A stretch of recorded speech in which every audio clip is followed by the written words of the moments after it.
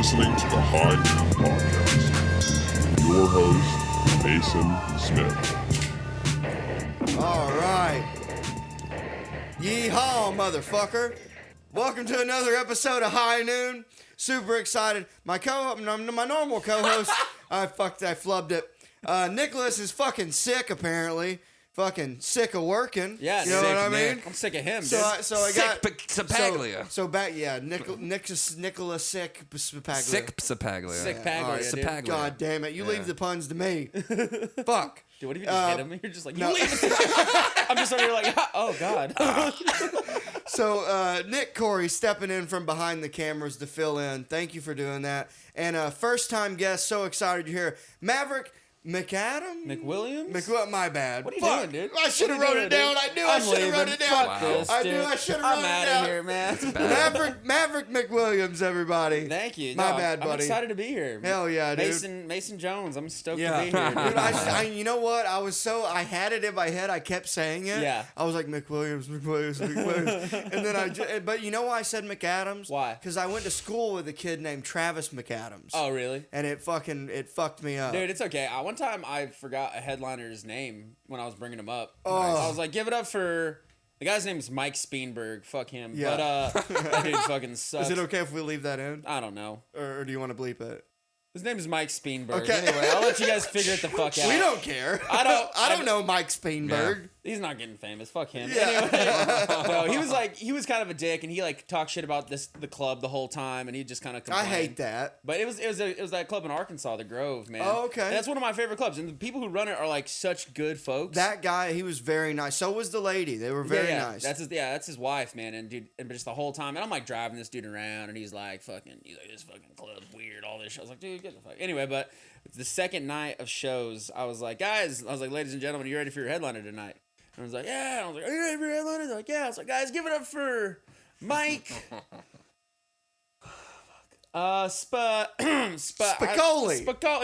He's like, it's Speenberg, man. Let's go. Yeah. I was like, Speenberg. Shit. Is he Southern? Was he Southern? Yeah, he's too? from North Carolina. Oh, okay. Yeah, he's from Charlotte, maybe. Something Okay. like that. Yeah, but My best friend that I started this podcast with, that we started like a week apart in comedy, he's from Hickory. Oh, really? Yeah, which is like where John Reap and Zach Galifianakis are from. Oh, no shit. Yeah. That's cool, man. Dude, I just went to Tennessee for the first time, and it was cool as fuck, dude. For comedy? Yeah. Where'd you go? Zany's in Nashville. Sick. Oh, how was that, dude? It was great, man. We had like 6 sold out shows, and then they threw me on an early show, like on a different show. Who were you with? Josh Wolf. Oh, that's right, dude. Oh my God, Yeah, that's man. so sick. It was cool, Did man. he fly you out? Or did No, you... like I purposely drove out there because I was doing Arkansas. So like I hit him up for that because I wanted to do Zany's, and he was like, "Yeah, dude, come on out." He's like, "However you get here, you get here. Whatever. I don't give a shit." And I was like, "All right, cool." And so I called the Grove a week, and I was like, "Hey, man, can you do you have a week before or a week after this that I can do this, so I can just like kind of be in the area, right?" And he was like, yeah, you could do the weekend before. So I drove up to Oklahoma City and stayed with my dad. I did the 4-hour drive to Fayetteville. Did that all weekend. And then like also when I do that club, like I've done construction my whole life and like mechanicking and shit like that. Yeah. So like I'm pretty like handy. Right. So and that dude just throws me like side work and shit when I'm there. Oh, that's cool. Like in the club, like things. No, like all like at his house or in the club or just wherever. Like he was like. Does he put you up in a place to stay too? Yeah. So they I'm actually really good. His son is actually one of the managers of the club. And I'm like, me and him are super tight. Like, That's awesome. He's a really good buddy of mine. So like, so he was like, do you know anything about generators? And I was like, I know they generate electricity. And he was like, do you think you can fix one? And I was like, fuck, maybe, dude. And like, I fixed a generator for him. I like fixed his gate. Hell yeah. And on top of like the money he gave me for the week for doing comedy, he also throwed me like extra money to do that shit. So like made some pretty good money that weekend. Yeah, fuck yeah. Yeah, dude. And then I went back to Oklahoma City for a few days, and then I drove to Tennessee. What's the drive from Fayetteville to Nashville? That's a hike. I know on a map in my head, that's far. Well, from Fayetteville to Nashville, you're pretty much going all the way across Arkansas and then all the way across Tennessee. And Tennessee is long. That's a long bitch right there, dude. I'll tell you what. Long. Dude, it's fucking terrible. But it's honestly, it's not bad. It's like 6 hours. So it's What sound? But from like Oklahoma City, it's about 10 hours. Yeah. Ugh. So like I went from Arkansas back to Oklahoma City for a few days, and then I went all the way to Tennessee. All in the Yoda? All in the Yoda, dude. The Oh old yeah. fucking, And what year is that? that's an 18, dude. That's a nice You truck. showed some fucking respect, Nick. Okay, Yeah. you didn't say one word about it this whole fucking That's a time. nice dude. truck, It's a dude. nice truck, Nick. Okay. It's a 4-door too. It's a 4-door 6-speed, dude. You kidding me? Manual Oh, transmission. Yeah, dude. 4-wheel Oh, drive. that makes it even more cool. 4-wheel drive, dude. It's got an inverter in the bed to plug in all your podcast gear, dude. You fucking compliment it right now, Nick. All right. I didn't even know that they made those in stick Me shifts neither, anymore. dude. Like, I literally had I had an option of buying like the exact same truck, like automatic or standard. I was like, I'm buying standard. Is it cheaper? It was It cheaper. is It was like yeah. 10 grand cheaper. It Cool. was crazy, Because dude. pussies Yeah, don't right? want to fucking drive them. Dude, when I was Pussies don't drive those cars. Dude, pussies That- do drive there's those your- cars. I'm a oh, huge there- pussy, oh, dude. No, I'm a there's big old your, pussy, that dude. was your compliment. That was. By the way, I knew that you worked a day in your life because you got very calloused hands. Yeah, they're fucking Dude, terrible, That dude. that is so like that's from That's like pro- working. How you doing? That Good to like see you. what Good to see you, man. what You did needed- that? Well, dude, I just I've been fucking working construction since I was 16, and And That's now, fucking cool. you've shifted.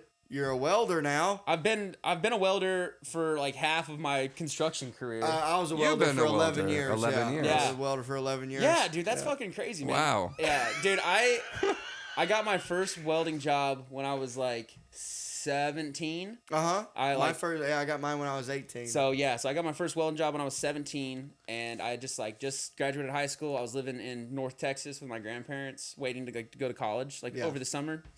And my grandma's like, "Boy, you need to go to work." I was like, Yeah. "Man, I'm gonna fucking no, I don't want to do that." She's So like, you didn't learn welding in school? You "No, I didn't did. do Votech? I learned it in like FFA." Yeah. So and we like- had Votech. Yeah. Yeah. And then actually, I went to a Votech after, but let me get to that part of the story. Anyway, just kidding. Look at you. Look at those thighs. You're crazy. Anyway, but no. So like my grandma was like, "You need to go get a job, boy." And I was like, "Where?" She goes, "You need to go to Brookshire's, like the grocery store." And she was like, "Or Mr. Homer's hiring." I was like, "Who's Mr. Homer? That sounds like I'm gonna get molested, Yeah. dude." You know what I mean? And he was just this dude who cut hay, and he also and he needed a fence built. And Hey, hayfield work is fun, dude, actually. yeah, it's not bad. Like baling hay, It's fun? The first I like it. the first day is pretty fun because you're like, "Oh, this is cool." But like Yeah. the third day, you're like, "This fucking sucks." Yeah, These bales yeah. are heavy as fuck. Well, it's heavy. Yeah. yeah, And you dude. were doing square bells the Yeah, whole time. so we're doing- my family Wow. did the big round No. bells, Oh, and those you are got to cool. drive the tractor. Gotta fork them, yeah, Yeah. dude. Yeah, dude. They were two strand grass, so they weren't super heavy, but it was just like after 80, you're like, Jesus Christ, these things are fucking all there. But yeah, Mr. Homer was like, he's like, "Do you know how to weld?" And I was like, "Yeah." He goes, "All right, I need you to build a welding trailer for me, and I need you to build this pipe fence." And I was like, "All right, cool, man." And I've been doing construction for like a year and a half or so. So you before that. understood how to read a tape measure and Yeah. like Well, my dad built houses. Wait. How to read a tape measure? Yeah. yeah. But you like, know, wait, you is- know how? Well, yeah, it's inches. What? Well, Inches what? what? But there's 16th, 8th, Oh yeah. Yeah. Sure. Yeah. Eighth Half. of an inch. quarter. But like, you know. you had to go to school to learn how to. And then there's like tape. No, that's just a huge part. That's literally the basics of welding is knowing Right. how to read a tape measure. and there's a difference between Interesting. you like wouldn't, you'd be surprised at how many Okay. people don't know how to read yeah, a tape measure. and there's a difference between like pulling it out and like 16th. Yeah. What's after a quarter? So it's Yeah. Yeah. 3/8, and yeah, it's like one of those deals, or they're just like pulling it out, and be like, yeah, 6'4" Yeah, and cut, 5/16. Yeah, right there. So then to get to you're just practicing, so you get to that point where you can show off in front of other welders, or you'd be like, Yeah. yeah, 5 Well, and once 16. once you can read the tape measure, everything technically should come out. And then you got to know you use a square. You Yeah. got to, Yep. it's all very Technical. It's once you figure out that though, I feel like that's the easy. Like once you figure out the tape measure and know how to lay out, It's- when you can do layouts. What's layout? That's where like you Like you're mark setting everything it up, where you're yeah. gonna be putting stuff, and like you do they teach you the crow foot. Yeah, you know, do a crow foot, yeah. You just I don't know what. so you put it on the point. If it's 3/16, you put your point right there, and then you go like that. That's a crow's foot. That's Okay. crow's Because foot it looks like a right little there. crow's Oh foot. yeah, See yeah, it? sure. And then you measure off Yeah. that point right there, Right. Hmm. So and then everything will come out. You using like geometry and math and stuff at all? Yeah. Like, Well, we don't for call it circumfer- that. Well, yeah, we don't call it gay words, dude. We're talking about geometry. Did you walk on a job site like, boys, what's the Pythagoras? Like, get out Yeah. of here, queer. Take that fucking shit. Yeah. Get the fuck out of here. You mean the Pathetic. triangle? Get Yeah. out of here. Yeah, called dude. a crow's feet. Yeah, dude. And we make fun of the engineers too, because they don't know what they're doing. They think don't? they do. They don't. They Okay. think they do. Well, because they don't actually do the work. They just have the Exactly. theoretical. So They like have I'm the- a yeah, yeah. I'm like a Look at that! What a fucking man. So- Are You you just doing? bite Let that me off? see your Copenhagen. yeah. So I'm a pipe fitter and welder. Yeah. So, Snuff. My Oh, snuff. That's like old school shit, dude. That's like that. Is this original? Yeah, dude. Chewing Copenhagen snuff is like smoking Camel no filters, bro. It's fucking wild. I remember the day. I was about 9 years old, and I remember when my dad switched from Copenhagen Black. Yeah. Because it got too expensive to Red Seal Fine Cut. Dude, Copenhagen Black hit different, dog. You kidding me? Dude, what am I doing wrong? Fucking, I don't know, dude. I've been chewing since I was 12, homeboy. I got it, dude. Oh! Yeah, dude. That brings me back. That's a good one, dude. Get it in there, dude. It's like smelling salts. Mm-hmm. You want to do something? Take it, dude. I've take never it, done. chew. Get a tummy ache. Throw up everywhere. Yeah. Let your dad yell at you. Dude. Hell yeah, dude. Dude, yeah. My dad was a big.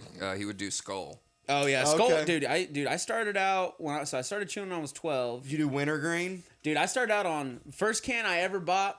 Oh, Big John Bell, dude. There's this dude that I went to high school with. He was a senior when I was a freshman. He bought my first can. Thank you so much. Of Skull Peach. Are you putting more in? Yeah, a little bit. Oh my God, that's not a little bit. Good God. It's okay though. We're fine. And you Everybody's just like fine. keep it all together. Like it's all little parts. Yeah, dude. But like you just keep it. Is that fine cut? Yeah. Yeah, it's Yeah. like fiberglass in it. Yeah, so dude. It What? cuts, so it cut. Oh, it's yeah, so it that it gets goes in there. into No, your veins dude, more. that's Grizzly. Grizzly's good. This is just tobacco. All right. Okay. This podcast is fuck brought it. to you by Copenhagen Snuff and masculinity. All right. Here we go, dude. Dude. There was one time. We just burping the mic. That's part of the show, All yeah. right, cool. I'll get one going here in a Yeah. minute. Yeah. Copenhagen and Miller Lite burps. Oh shit, am I dating my fucking 16-year-old girlfriend again? What's going on here, dude? Man, I've dated a couple girls who chew Copenhagen, dude. The head's wild, bro. It seeps through. Were you about? What were you saying just? Well, then? I was just gonna say there was my dad spit all the time, and he would he would spit in cups, and so he was have Yeah. cups. And I guess That's the move You right did the there. move where it's like you take it off, so you know that it's Yeah. not in there. It's a no zone. Yeah. But my dad left it in a Red Bull can, and he didn't let me drink Red Bull, so I thought I was gonna get away with something by drinking it. Oh, you got away with something. I got away with drinking his spit. Yeah. Yeah. Dude, I've drinking my dad's spit so many times. I've drinking my own spit. Yeah. I've drinking other. You just forget. Well, yeah, dude. Like, I'll be like this, like, dude. So yeah.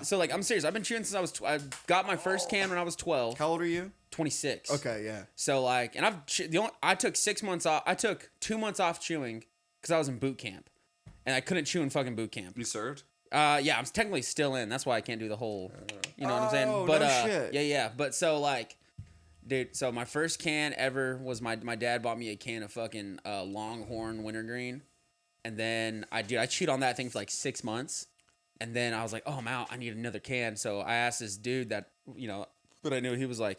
So what do you want? He was like, I was like, give me Skull Peach, and he's like, fag. All right. I was like, all right, whatever. So dude, I did it, and I chewed that for. And then I was like, oh god, now give me Skull Berry. And then finally, I was like, my sister's boyfriend was buying it for me, and I was like, give me Skull. And he's like, hey, you either chew Copenhagen or I'm not fucking buying it for you. I was like, all right, I'll get Copenhagen Wintergreen.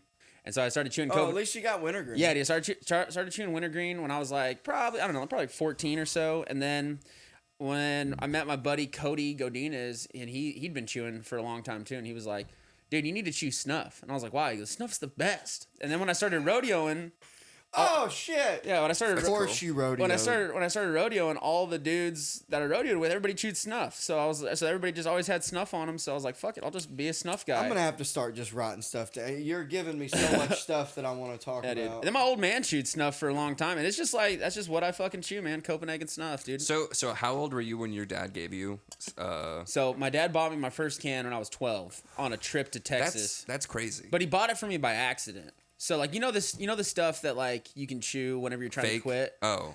Yeah, sure. Yeah, it's like, just not. yeah. It's like non-alcoholic, but Yeah. It's like nicotine, instead of tobacco, it's like crushed up mint leaves and shit. That's at gas stations. Yeah. So like Levi Garrett. well, yeah, but it's like in a can, but it's like crushed up mint.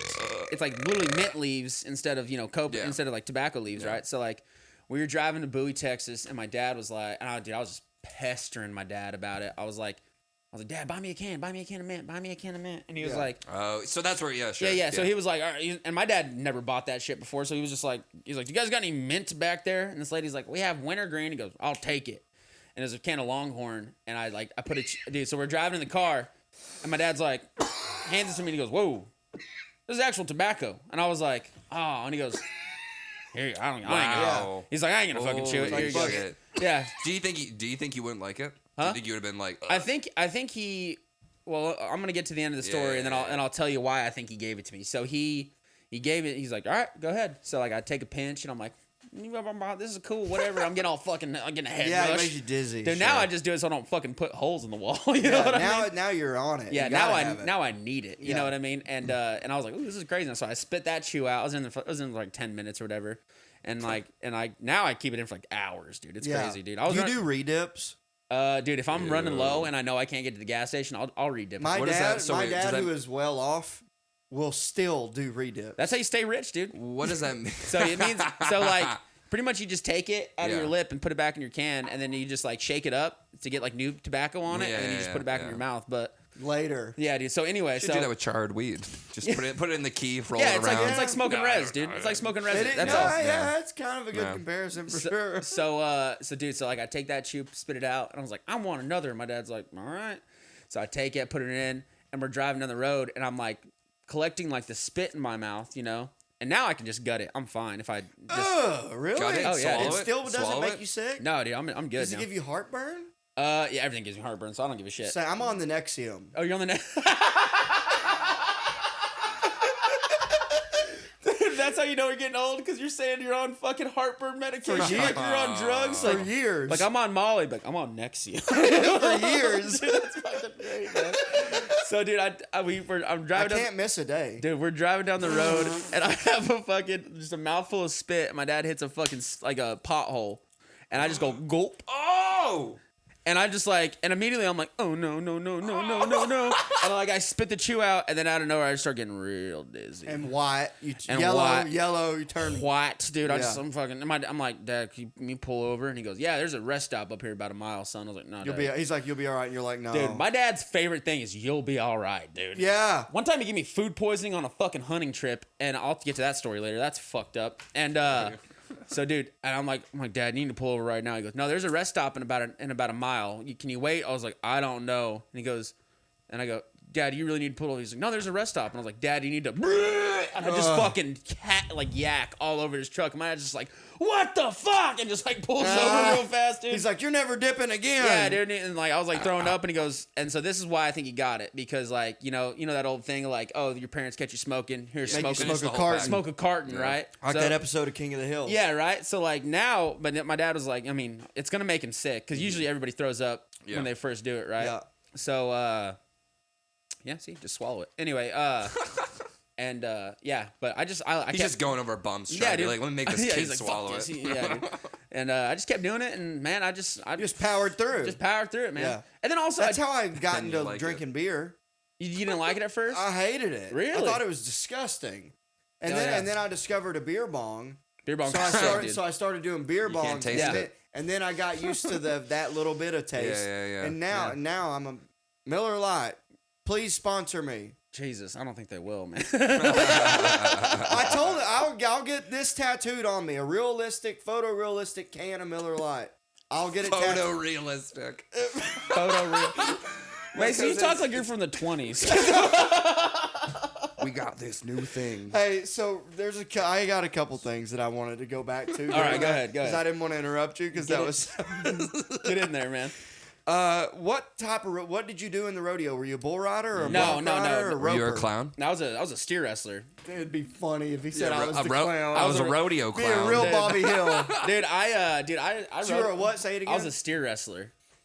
But doesn't that mean you rope wrestle them first? steers? No, it's like so it's no rope. You pretty much run next to a steer, which is a castrated bull, and you just fall off onto that motherfucker and like wrestle him to the ground. Oh, and once all 4 feet you jump off the horse. Yeah, and you wrestle. What? And yeah. That's dope. Do you have videos of that? Oh yeah, dude. They're If you could send him one, we'll splice it into the podcast. Yeah, that'd be or cool. He will. Yeah. He'll do it. I got one from when I was in high school. And send it. Yeah, I'll send it. I think I have it. Anyway, but is it in your weight class? Like this bull? Like the bull? No, it's a bull. It's a regular bull. It's not like a wrestling bull. It's a small cow.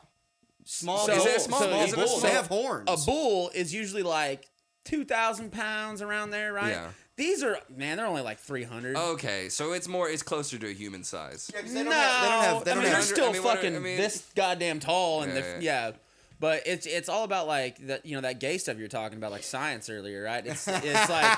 It's like so I've you know, it's like a 200-pound man going 30 miles an hour against a 400-pound steer. Right. Is, I mean, that and you're jumping off a horse. Yeah, and you're jumping off a horse, and that motherfucker doesn't. And it's all about like, and you just like, and you hang off the side, right? Yeah. So they realized if you can take their head, like you take their head away, and then you just kind of throw your ass into them, and then They you grab flip. their nose, You can check and you them. put their Yeah. nose in the air, their whole body will Flips. flip. Yeah. Yeah. So So it's it's just It's like a pretty cheat cool. that- I know exactly what you're talking about. it's pretty cool cool. deal. Have you ever been to a rodeo? The only thing I've ever done, I went with Doug to whatever the rodeo team here in Austin is. The Gamblers. Was that like roping? No, team no, bull riding. It's just bull riding. Oh, bull Oh, riding. dude, okay. a buddy that I rodeoed with in high school, he rodeos, like, so that's a new thing they're doing where cities have like bull riding teams. Yes. So at Austin, they're the Gamblers. Oh, okay. But is it just in like So it's South in Texas? Well, it's 'Cause like a not league. Like, it's not well, like there's a buddy of mine, and his name's Dustin Martinez, and I think he rides for Kansas City. Okay. And he's a bad cat. It was a lot of fun. He's It's fun. I'm gonna breeze by it because I already told it recently. But Yeah. when I was a kid, when I was about 6 or 7, my cousin was a bull rider my whole life, his whole Oh, yeah. childhood, and I wanted to do it really bad because he was the closest thing I had to a brother Yeah. that I looked up to. I was like, I want to ride a bull. So I went and I had all the gear on. They gave me the helmet, the face mask, the vest, and I was on a calf, but it had horns, right? Right. But I was like 6 or 7 years old, and to this day, I already said this, but it bothers me to this day. I backed out. I didn't do it. Backed out at the I was last minute? on it. I was on it, tied to it. Oh, yeah. And I went, Dude, I know Can't do it. stock contractors. If you get in the chute, they'll just open the fucking gate. Really? They're like, no, They'll be you're like, doing it, oh son. yeah, dude. If you're in a rodeo, and they're like, nah, fuck that. Open the gate, and they'll just fucking open it. And if you just hang on, and that's Hey, what check you do. check out Welcome to Texas, Dean Stanfield's show on YouTube. Oh yeah, dude. They did comedians on bulls. Oh, yeah. and it was one of the coolest. It's that's very how, cool. Dude, that's how I found out about Dean. Okay. Somebody told me he was. Check that They were out. like, "Hey, this comedian in Texas is doing bull riding." I was like, "What the And it's cool. fuck?" Yeah, it was cool, but like as a dude from there, like, dude, I've seen motherfuckers get like professional fucking cowboys get fucked up on bulls, and I'm like, they're gonna put a bunch of liberal fucking comics Yeah, on right. bulls, dude. Motherfuckers on Hey, fucking. where did you grow up? You didn't say where you grew up. I'm from New Mexico. No and that's, by That's the way, dope. that's where the real cowboys are from. Yeah, dude. Did you ever sing Cowboy Way? There ain't no cowboys in Texas. You know All the the real cowboy- cowboys are from New Mexico, son. You know the Cowboy Way? So the guys, so where those guys are from, that's where my mom lives now. Okay. Yeah, in like. Did she ever play Chief and Indian or whatever? Oh my God, my mom would never play Big Chief. Yeah. She's a good Christian woman, all right? So What does that mean? so the Cowboy Way is Kiefer Sutherland and Woody Harrelson are professional cowboys in New Mexico, and their friend's daughter gets sex trafficked to New York City. So We can they just go- say they go up traffic. there. There was no sex involved yet. It was. True. It was. She was gonna be sewing clothes. Yeah, she was gonna be in a Okay. sweatshop. It Sure. wasn't sex. or Sweat- nothing sweat like that. traffic. Yeah. Sweat. She was sweat trafficked for sure. She was But sweatpants. Either way, trafficked. that's the whole premise of the movie is they go to save her, but they're on horses in New York City. Taking forever. Because they steal them from the police Yeah, from the officers. mounted. From the mounted patrol, dude. Which I don't even know that they have that. In They New do. York. They do. Do they? Yeah, Oh, yeah. okay. Dude, my dad was a firefighter, and he's a rodeo cowboy. So my dad. You know, it's funny. When I was little, my dad was a rodeo cowboy, and now my dad's like an actual cowboy. It's fucking crazy. Wait, what's your dad do? What's he do now for a living? So he works in the oil field, but he also we have like a small like cow calf operation in Oklahoma. Your dad must be still fairly young then. My dad's in his 50s. Is he like early 50s probably? He's 57. Oh wow, and he still is he a welder in the oil field? No, he's a safety guy. Oh okay. Oh, It's good, actually yeah. funny, dude. I'll be on a big job. He's crushing dude, it. I'd be on a big job or something like that. Like, dude, I worked up for Tinker Air Force Base one time, and we were building these airplane hangars, and we were doing all the mechanical in it, and I was like up in the pipe rack, 120 feet in the air or something like that. These are fucking giant airplane where like C-130s have to go in, right? And so like, dude, I was up there and I was like, and literally just like, here's the rack, and then there's the fucking floor. Like, it was nothing under me. And I just would send pictures of me like with my feet dangling to my dad, and he'd be like, "He's like, show me your fucking harness right now." Yeah, And right I'm here. like, Look, it's right there. yeah, dude. I'd like take it like off and like send a selfie, like, no, I'm not tied off, and he's like, "I'm gonna fuck it." You know what I'm saying, Dude, when I did that millwright job I was telling you about, so this was back in Boston. Yeah. I lived in Boston for 8 years, and Welding for 11. It's this thing. It's a thing. Don't worry about it. People make fun of me because apparently I bring it up a lot, but it's like, sorry, I'm talking about my life. It's a big part of your life, dude. It's 11 years worth. How old are you? I'm 30. I'll be 32 this year. Dude, I mean, almost a third of your fucking life was spent there. I mean, 100%. People bring up their fucking childhoods, and people don't get all weird about it. You know what I mean? Exactly. Fuck you, Nick. What are you doing? Let this man talk about Boston. You look like you're in Boston, the band. What the fuck, dude? Yeah, Dude, I always say Steppenwolf. Boston. No, I love the band, but Boston's cool, man. But the before he cut his hair, sucks. I always said he reminded me of the lead. Remember when Jason Lee played the lead singer of Steppenwolf in Almost Famous? Yeah, no, it wasn't Steppenwolf. It was Wasn't it Stillwater. Stillwater. Oh, my bad. Yeah. But anyway, I just rewatched that movie again, dude. That was close. You were close. That was actually really good. Yeah. But anyway. Well, but he did say you said "Smoke in the Water" by Steppenwolf on another episode. Yeah. But it was Stillwater? No, Stillwater. Deep That was a band Purple. called Stillwater. I would have argued with that. Wait, What? Deep Purple Deep did Purple plays Smoke on the Water. Yeah. Okay, we're all fucked up. One of their songs was the Red Dog. It was called Red Dog. That was like in the movie. In that movie, that was like one of their big hits. Was a movie. Dude, that movie's so good. Well, to me, you look like the 70s, that guy. And Dude. especially if you let the stash go down more. Dude, I bet you get puss like a motherfucker, huh? You like We're working you it. give mustache rides? Dude, I have. How tall are you? I love giving mustache 6'3". rides. Oh, you're 6'3" with a mustache and long hair in Austin and wearing a fucking mushroom shirt? Dude. Yeah, there ain't no way you're pulling your puss, dude. And he's a sweet boy. Hey, yeah, you look like a sweet guy. I'm a sweet guy. Like He's a even sweet boy. if she'd had 2 drinks, you wouldn't fuck her. You know what I'm saying? Yeah, dude. He'd tuck her in. He'd go, you sleep here. I'll go to my couch. I'll go to the couch. You sleep here, and I'll take you for a vegan breakfast in the morning. I've done that. Wait, what did I do that? I didn't take her for vegan breakfast, but I did with this girl. We ended up in someone's apartment. No, sorry, someone's hotel room at the end of like a rainy street night. Some guy who was just visiting. It was weird. And then we left, and it was like, I'll Uber. We'll split it. We can either drop you off or whatever. And she ended up crashing on my couch. Next morning, it's really awkward. We're just talking, really hungover, and then she leaves. Like 10 minutes later, I hear. She's just like wanted to get the fuck out. And She's like, anything would be better than sitting with this fucking. This guy didn't even try to fucking date rape me, dude. I'm fucking out of here. This queer. Like, I need a real man. I need a man who's gonna take advantage of me. I need a guy who's gonna touch my titties while I'm sleeping. So yeah, she vomited. Who ain't grabbed her tit while somebody's sleeping? You know what I'm saying, dude? We all fucking had ants. You know what I'm saying? Yeah. Anyway, you tell me your aunt's on the couch, fucking titty out. She had a long night at the Waffle House, and you didn't grab a fucking handful on the way by. You guys are fucking lying to me right now, dude. You lying motherfuckers, dude. No way. You lie like a fucking rug, dude. Hey, dude, so when you were just talking about your dad, about how he just like let you puke, I remember, and like you'll be all right. Yeah, I remember my dad wanted so bad for me to be like this redneck, like country bumpkin, like yeah. He, and I was half that way. Yeah. Like so, my parents got a divorce when I was like 6 or 7. What's up, dog? Yeah. That's called as well, baby. Yeah, me too, baby. It's called material. And dog. my dad on occasion has said like, oh, your mother ruined you. like he's like, if I'd have had you, you wouldn't, it would have turned out different. Right. Because I got into drugs when I was like 18, 19, 20 and a half. And he blames it on your mom.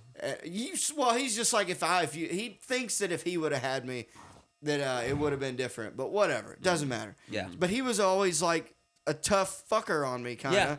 Yeah. And I remember, but yet he knew that I was super picky. Anyways, I remember, so I love duck hunting. That was my favorite. You ever been duck hunting? Man, I've been duck hunting once. So it's the best because you get to hang out. Sure. And you can talk loudly. Yeah. You can later on when I went as a teenager with my buddies, right, we would smoke blunts while we were duck hunting. Oh, that's the best. Because it doesn't matter. You're just hanging out till you see the ducks, right? Oh yeah, dude. I'm a huge hunter. I love hunting. Right. I'm a big like turkey and deer hunter. Same. I grew up doing all that. I haven't done it since I was 20. But anyways, I remember my dad's also notoriously cheap. And I remember I was probably 8 maybe 9 years old, I got my first shotgun. It was a youth model Remington 20 gauge. Yeah, dude. Hold on. 870? Yes. Fucking knew it was an Yeah, 870. the dog. youth model, too. Hell yeah, dude. And it was the camo stock, though. Dude, if you don't think I got a fucking Remington 870 in the safe at home, you're Yeah. fucking lying to Yeah, yourself, dude. brother. Everybody's got one of them. Yeah, and so I was just so happy about it, and we went. But he bought me at the same time. He bought me a set of waders that were rubber, non-insulated hip waders that you just put your legs in that Yeah. are made for fishing. Yeah. They're not made to They're fly fishing They're waders. literally made to go into the river So and why- fly fish so- in the springtime. Yeah, yeah. And so they're not insulated. Yeah, And so he would go, well, here, and then now he put all these thick socks on. He'd buy me an extra size bigger of the waders so that Yeah. I could wear more socks. Right. And he'd tell me to stuff a hand warmer down there. Yeah. And dude, I remember, I'll never forget this one time. And I did this for about 3 seasons. I wore these fucking things before he got me a set of chest waders that were nice nylon, like insulated, made for duck hunting. And I remember just sitting in the duck blind almost in tears because my feet, my toes hurt so much. Yeah. It was when it was still getting cold in Arkansas. Yeah. It was like 18 degrees. And I'm almost in tears like, Dad, please. Can we go home? And he's like, and you're such a queer. No, he's like, boy, it's 8 a.m. The sun just came up. Yeah. Shut up. The ducks are coming, Yeah, and he's dickhead. over there and he's got his chest waders on, warm as fuck. Insulated. Yeah. Yeah, yeah. And I'm sitting there almost in tears. I made him, finally I go, Dad, I've got to warm my feet up. And he goes, oh. So he put me on the 4-wheeler and he brought me back to his Toyota Tacoma. And Yeah, he turned dude. the heater on and goes, I'll be back in an hour. And left me Fuck. in the truck to warm Dude, my feet. let me tell you about this, man, right? So, like, growing up in New Mexico, there's so much good hunting in New Mexico. It's crazy. Really? Like, oh, yeah. So, you have mule deer, elk, oryx, ibex, Rocky Mountain bighorn, Is desert this Lord of the bighorn. Rings? Yeah, dude. Wait, what are like ibex and what were those two? So an ibex is a goat, but they got like long sweeping horns, right? And then there's Straight. So there's like there's oryx that are like straight up like this, ibex that are like this, and then Rocky Mountain bighorns that are curled, right? Right. And then we have mule deer, which are notoriously hard to hunt, right? Why? Because so whitetail, they're Easy. everywhere. They're easy. They'll come up to the feeder, right? Like, dude, mule deer, you have to go find them, and they like high altitude. Feeder hunting's not good. Yeah. What It's was cheating. It's cheating, feeder. but Oh, yeah, sure, it's cheating. But I killed a fucking 10-point on a feeder a couple years ago, and I fucking smoked that cocksucker, dude. You kidding me? 150-yard shot, fucking. Oh, that's pretty good. Yeah, dude. 25-06. You fucking kidding me, dog, dude? Hell yeah. Blasted that cunt. Anyway, so in New Mexico. So like where I used to live in Oklahoma, and where Mason used to live in Arkansas. You can go buy tags at Walmart. Yep. If you want to go hunt a deer, all you got to do is go to Walmart and say, hey, I'd like to buy a hunting tag. You show them your license. If you're over 18, they'll give you all the shit you need. And then you can go legally kill a deer either on your property or on public land. In New Mexico, it's almost all public land hunting. And you have to do it by a lottery system. So from January to March, you have to put in what's called the draw. You like pick where you want to hunt, what you want to hunt, and the dates you want to hunt. Whoa. Wow, so you really got to plan Yeah. that Holy shit. fucking... And so let's say if this is the state of New Mexico, right? Like, oh, you want to hunt over here? Well, your chances of getting drawn here are really good because there's almost no fucking deer there and almost nobody fucking puts in. But over here in like the Gila National Wilderness, it's fucking... Tehila. Let me Tehila you what? All right, Yeah, dude, that was a stretch. Anyway, all right, don't give me that. I'm so embarrassed. Thank you so much, dude. Nick, You're lucky he came up with a good one because you were about to get the boo. so, dude, so like in the Gila, Tehila. So, You know, that's actually good. Pretty That's good, dude. Hit it, That's pretty Nick. good. Hit it, Nick. But so like in the Gila, there'd be like it's rife with fucking all types of wildlife, and everybody puts in there, so it's really hard to get drawn there, right? And there's like you can break it down into percentages. Like my best friend did it last year, like broke down the percentages of where to hunt, and you can hunt like that. But so I put in for a cow elk hunt in a really good part of New Mexico. And You did push record, right? Yeah. All right. okay, I'd be like, fuck, all right. Well, I was just thinking I'm really enjoying this podcast. So I started dipping Well, we when should I was record 12. this. This would be great. Yeah, we're get just this literally up just talking online. to Mike's like dickheads. We're like, and then after we're like, man, that was great, dude. I get in my truck like, hey, we didn't record any of that. Don't say it out loud. I'm like, I came out on camera. What happened, dude? So, dude, literally my worst nightmare. So, dude, I'm like, Is that a comic comes out and we didn't get it? dude. So I'll tell you this right now. So like, I was like 14, and I put in for this elk hunt, and I get it, and it's like I'm fucking stoked. I get this fucking cow elk hunt. Like, I'm fucking excited. You're 14 years old? 14 years old. I'm super. It's a muzzleloader cow elk hunt in like. Oh, muzzleloader. Yeah, so it's like there's a couple towns. There's a cluster of towns in New Mexico where the elk hunting is really, really good. It's Pie Town, Quemado, and like Socorro, and then like around there, right? So we go, and the first day we're there, we're looking for fucking elk, right? We're hearing them, we're seeing tracks, all this shit, right? So we go to sleep that night. Wake up the next morning early, before sunlight. We're out there looking at water holes, looking for fucking all these elk, right? It's like, it's right around the rut, so it doesn't really matter about the rut because that's when all the bulls are ready. But like the cows are just whatever, right? So my dad's like, hey, let's go back to camp. I'm going to make us some breakfast. We'll eat some breakfast and we'll go back out. And I was like, fuck yeah. So we go back. Because it's early. Yeah, it's early. So we woke up at like 5. Right. Right? It's around 8. So we go back to our camp. First of all, my dad forgets where the camp is. Was he drinking? Yeah. What the fuck are you talking about? Yeah, we're fucking that- hunting, dickhead. Right. Yeah, we're So my dad was always like a safe redneck. You know what I mean? oh, dude, my dad's does that mean? an Like- unsafe redneck, dude. So there's rednecks who hunt, and when they're hunting, they're smoking weed and drinking Yeah. beer. Yeah. Got a little pint of whiskey on them. Oh, dude. And then you got people like my dad, who's very by the book. This is what we're doing. We're following the rules. You know what's funny? Not Dude, is from like a- Beers come later. From a safety perspective, or just from like All of tradition? it. So and safety, interesting? law, Yeah. just Dude, my dad's a little bit of an outlaw and a little bit of like Yeah. a I don't give a fuck guy, and I'm Right. a very much like I gotta kind of follow the rules guy. You know Really? what I mean? Oh, I used to be really like we can't. What if we get in trouble? My dad's like, Same. fuck trouble. I am trouble. Goddamn Dude. it. yeah. right? Trouble don't want to find me. Yeah, dude. Tell you what, trouble find me. He better fucking pack a lunch, son. I'll tell you what. You're like, I don't know what that means. He goes, goddamn, you're gay. So, dude, so we go back to camp, and my dad makes bacon. My dad makes eggs, hash browns, and sausage all over the fire. Like, my dad's a fucking man, dude. Yeah. So he's like, so he cooks like, we get like a roll of sausage, and he cooks, probably get about 8 sausage patties out of it. You know what I mean? And so we're eating, and there's one more sausage patty left, and my dad's like, "You're a grown boy. Get in there and get that last sausage patty." I was like, "All right, cool." So I grab it, and it's like thicker than all the rest, right? And I bite into it, and the middle is like raw. And I go, "Dad, the middle's raw." He goes, "You'll be fine." Was this a joke that he was playing this on you? No, he thought I was fine, dude. So You'll be all right. I go, "Okay." I eat that sausage patty, and I'm like, "Cool." We go back out. We're hunting all day. I'm like, I'm like, man, my stomach hurts. All right. You're getting those I contractions. was like, God, my tummy hurts. Right? Yeah. He goes, fucking, like, little girls have tummies, men have stomachs. Yeah. I was like, all right, that's cool.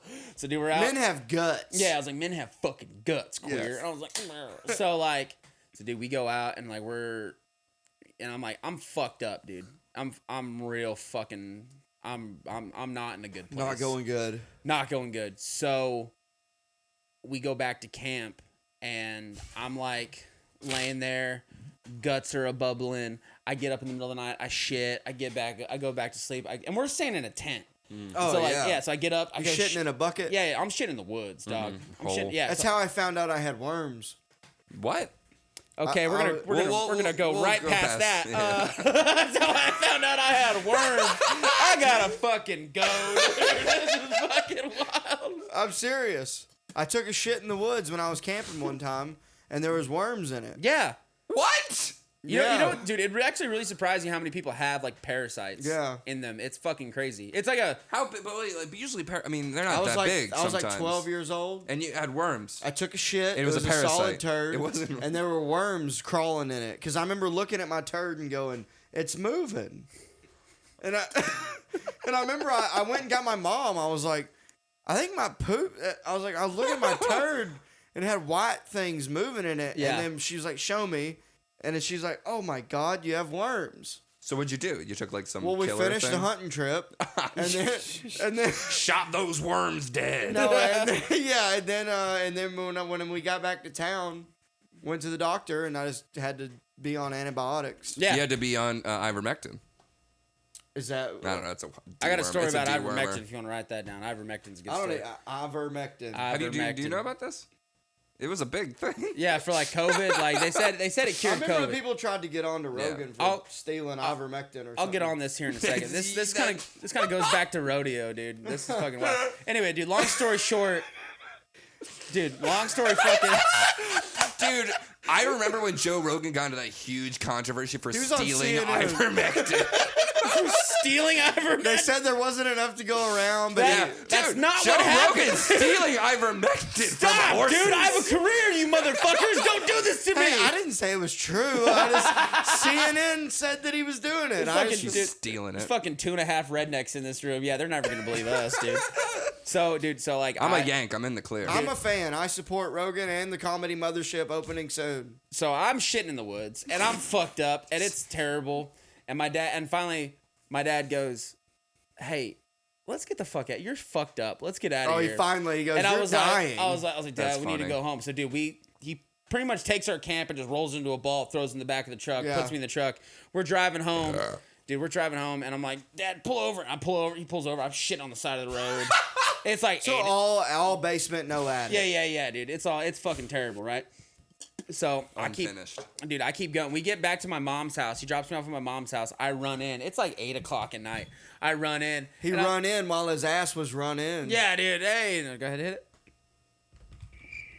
You fucking thought, motherfucker. Dude, I run in. I'm like, "Hi, Mom," and I run to the bathroom and I'm like trying to get my pants off, dude.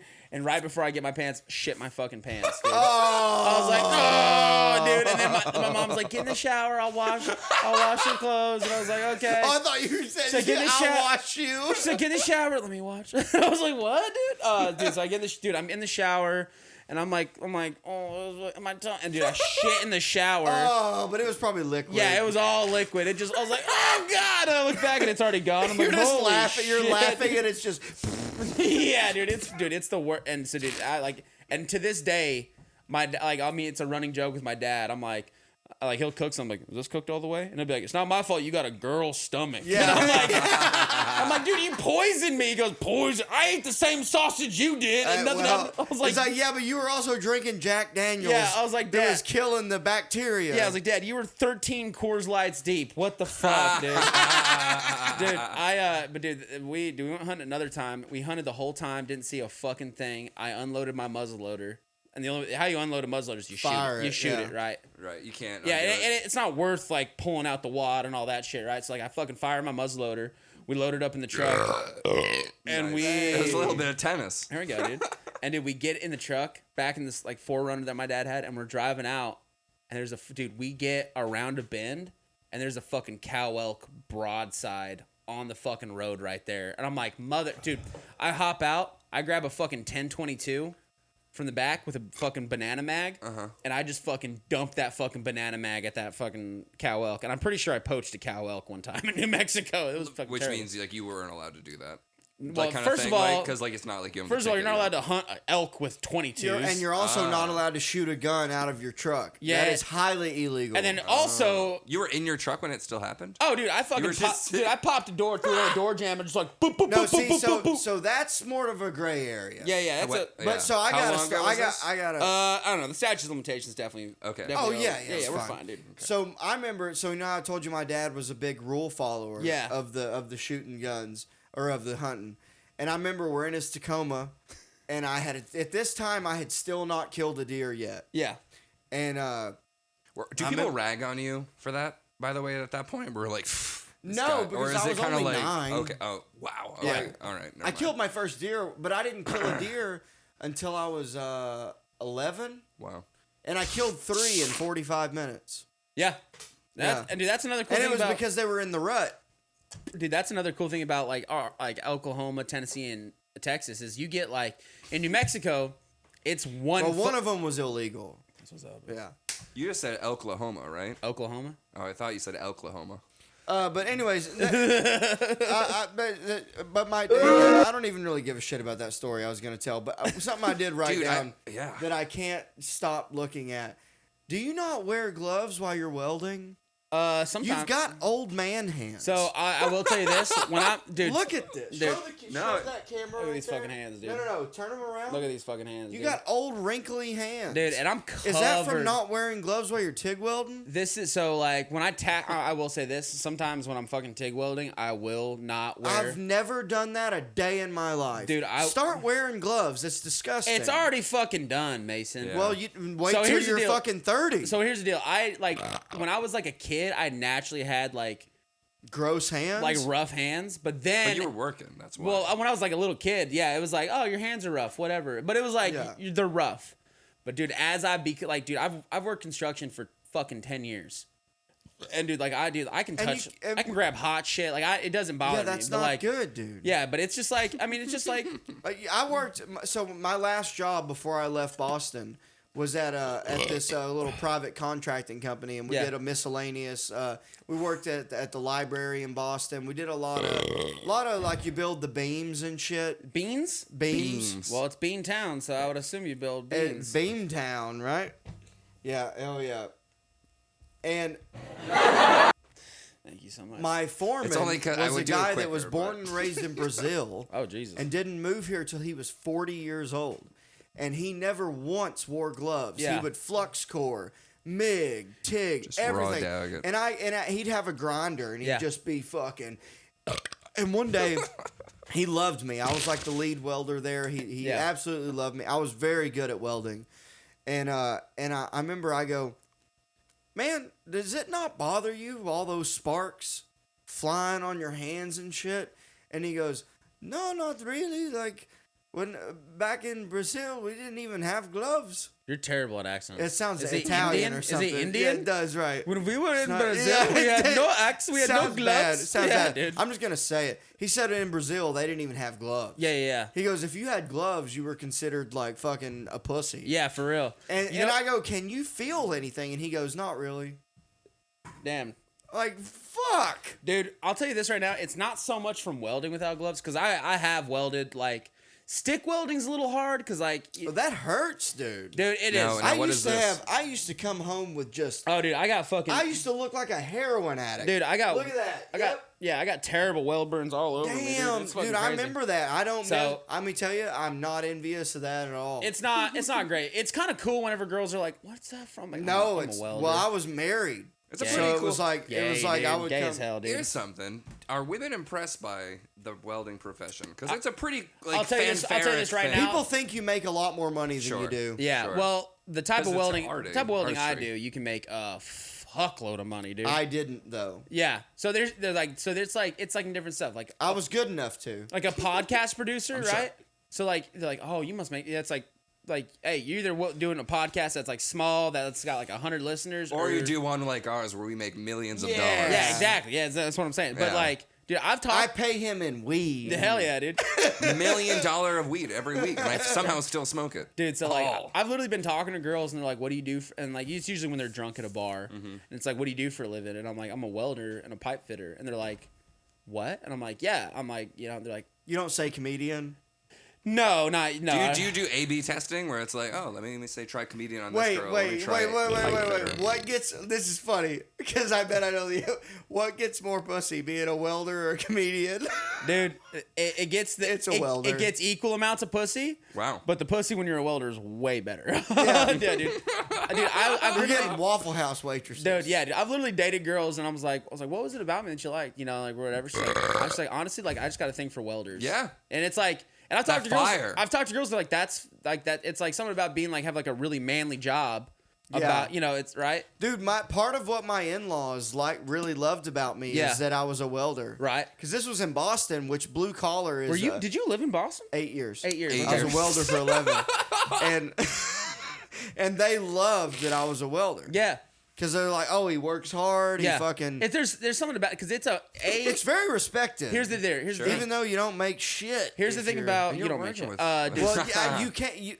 Like I said, you can make a lot. So of I'm a union welder. We didn't even have a union in Arkansas. Yeah. And in Boston, I tried to get in the union, and they wouldn't let me in. They wanted me to be an apprentice. Yeah. And I was like, I've been doing this for 9 years. Well, dude, I apprenticed for 5 years. I did a 5-year apprenticeship. At your start? But what state were you in with a union? I started in New Mexico. So they have a union. Yeah, well, Arkansas doesn't have union. They do. Mexico, They sure. definitely do. Arkansas does not have union welders. I guarantee they We do. don't even have a union. Well, here's the deal. They don't want to be part of the union. We'll get into this. Hey, that was good, but don't know. hit the button. Yeah, you can't do it to yourself. You can't do it to yourself. Which button is it? Let me hit it. Which one is it? No, just don't hit it. It wasn't even that funny. So here's the deal: there's two types of locals, right? There's like a working local where like Austin has a working local where there's like work here, guys are in the union here. Guys in Arkansas are what's called a suitcase local. So I swear to God, there is a local, like a union in Arkansas, probably in like Little Rock or Can you Google that? wherever, right? Yeah. And then I forgot that was a role in this job as well. And then they'll just travel to other places to go do it. Like I've traveled all over the country welding and shit like that, right? Yeah, because in New England, your union ID certificate works over through Maine, Vermont, right. New Hampshire, all these different places. So right? like I used to hold 4 licenses. I got my OSHA 10. Everybody's got an OSHA 10. That ain't nothing to brag about. I got a fucking OSHA 10, dude. Jesus. So that's like the first class they give you when you join the union. So like, but like I have like 4 licenses through the state of Oklahoma that I can carry around to like other places. Like, Right. you know, so In Boston, if you're in the union, you just show up to a job site and show them your card, and they just put you to work. well, that's not exactly how it works. Kinda. It's not. So you show them you're like, this is where I'm at in the union. I'm a journeyman. So here's the deal. Let's say, so there's a thing called a business agent. They find work for their union members in that local, right? So I call my business agent and I say, hey, I want to go back to work. What do you got for me? He goes, do you want to stay local or do you want to travel? I say, I want to travel. He goes, okay, they need TIG welders in Boston. I say, okay, cool. Send my bio to them and let me know. And he'll call me back and be like, hey, man, you're on the books in Boston, right? Boston will call me and they'll be like, hey, is this Maverick? I'm like, yeah. They're like, hey, you're a TIG welder? I'm like, yeah. They're like, we have a TIG job. We have a TIG job right now. You come and test for it. I was like, okay. So I'll drive to Boston. I'll go test for this fucking, for this contractor. And if I pass my test, then I go work for them. But like, it's not like I can't just show up to a union job site and be like, here's my union card. I'm gonna go to work. I'm gonna go weld. Yeah, the unions have to like talk and shit like that. It's like, move over, loser. Yeah. I'm here to weld. Later, queer. All right, here we go. Strike me up. Up 5, motherfucker. Dude, that was a really good sound effect. I don't know if you've ever welded before. That was a really good one. No, That's a stick welding sound effect. Okay, wait. So You want to hear my TIG welding? Want to hear my TIG welding sound effect? Oh, you know how to walk the dog? Walk the You know, cup. walk the cup? That's what I Oh, meant. dude, I walk the cup all day, dude. But what were we talking about earlier? Turns out it looks like snake skin. Dude, the worst fucking welding advice I ever got. There's this old motherfucker in this fab shop I was working at in Albuquerque, and he was a great fucking welder. Everything, dude. He was a combo hand like a motherfucker, and I was like, his TIG welds look so fucking good, and I was like, Shag, how do you do that? Like, can you teach me? And he goes, you just make it look like a snake skin. I was like, thanks, dickhead. I appreciate that. Hey, dude, you know what? About your ugly hands. I worked with this guy in Boston. Well, hold on. What I was saying about my hands is like, it's not necessarily from the welding. Like, I can weld without gloves. It's no big deal. Yeah, you shouldn't. Yeah, but anyway, but like I can weld without gloves. It doesn't bother me, right? Yeah. Well, I can shit without a toilet. Yeah, I'm sure you can, but really what it's from is like pipe fitting, like bolting up, like holding, like, whatever, and like bolting up and shit, and like doing stuff without gloves, and it like hardens your hands. Right. And that's, well, it's funny because you have the young face and the young physique. I'm young to about here and here. I'm 26 to here, and I'm about 45 from here on out. You know what I mean? It does. Yeah. The only other time I felt hands like that were when I shook the hand of my ex-girlfriend's dad, who was a roofer. Yeah. Dude, he was like probably 50, I've roofed 60. that shit. Mexican sucks, fella? No. Very white. Mexican fella? No. Dude, your Arkansas is showing, dude. Chill. But hey, was he Mexican or what? Hey, for real though, this old guy I worked with in Boston, he was such like his wife left him. Like his kids didn't talk to him. Jesus. He's an ex-alcoholic, and he lived in his van. Yeah, He's dude. a good reason to drink. Year round, he lived in this. He might be dead now. I don't know, but he lived in his van, and I remember during the winter, I was there, and it was like February, and he disappeared for like 4 days. Jesus. No one heard from him. Yeah. And we're like, man, is he dead? Like, he might be dead. Because he never called out. Like, he just disappeared. Come to find out, he just was cold and held up in his van and just didn't want to come to work. Jesus Christ. But here's the thing. You know what he used for heat? He had a propane tank heater that he would sleep with in his van. And it wasn't a nice van. This was just a mat. Sure. And just... Ugh. Yeah. Just ugh. Yeah. Not a livable situation. Well, what's for and him? I remember I said, dude, you do realize like those fumes, like you could just die in your sleep. And he goes, this is not a joke. He legitimately goes, well, the nightmare would be over. Yeah. Oh my God, I was like, Jesus Christ. I was 23. Jesus and Christ. I was like, oh dude. my God. The nightmare would be over. Well, But the also, night- like, fuck the, me, dude. the impediment that you gave him, where he's like, he's a child. Oh, then the nightmare would be over. Oh, I did it Boston. Oh. I was trying, the nightmare, the nightmare would be over. Okay, sure. That's a Now, is that Boston better? accent, dude. That is, Yo, you know what? I lived in Rhode Island. You're right. That's a Boston The nightmare accent. would be over. Hey, dude, stop talking There about you when go. you lived in Rhode Island. It's getting annoying. I'm just, it's a weird Anyway, flex. How It's a long weird did you live in flex. Rhode Island? 25 years. An embarrassing amount. An embarrassing amount. No, I love it. Peace. Oh my God. Yeah, like Rhode Island's watching. He's like, what the fuck did he say? Oh, yeah, he kissed Dude. to the camera. That's cool, I guess. So we don't really do a lot of comedy talk, but I just want to ask this question: where did you start comedy? Started in Albuquerque, man. Well, okay. Okay. Cool. I started in. I did one open mic in Tulsa, Oklahoma when I was so. And Like, there's a scene there. there's a good scene in Tulsa, I've Oklahoma. When you were heard little, this. I've what- heard how, this. how little? It's dude, maybe altogether 50 comics. No, I sorry. also You heard- said you did it in Tulsa when you were little. I said I did it in Tulsa a little. Yeah, so maybe you listen before you talk. Anyway, Yeah, dumbass. yeah, you dumb dick with your fucking mustache. Nick, you're great. Anyway, Crazy asshole. dude, hand me another Dude. beer. I'm turning into my dad right now. All right, dude, where's my mom? I'm gonna hit her. We each got one more. Oh shit, no, Mason, here you take that one, man. I'm No, fucking. I got one more. All right. I got this one. Are you and then- sure? Yeah. All right. Anyway, so Now we're gonna have to start drinking fucking wine like a queer. I guess I'm gay now, dude. What the fuck? Hey, dude. So here's the deal. So like Oh, actually, hey, if you really want to turn up, I got some tequila right over there that I bought Chad for his birthday. you don't think Tequila. dude, I'm a quarter Mexican. Do you think I'll drink that fucking hey, tequila, dog? Call back Tahila. Tequila. Hit it, Nick.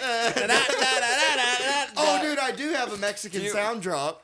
You do. That's right. What is it? What could it fucking be called? I think it says Mexican music. It's probably just some guy like. It's at the top too. It's at the top. That's top. fucking great, dude. Tap, flap, mask. Oh, no, that's not it. Jesus Christ. Sombrero. We're doing great. Oh, it's got to be the thing called El Harina.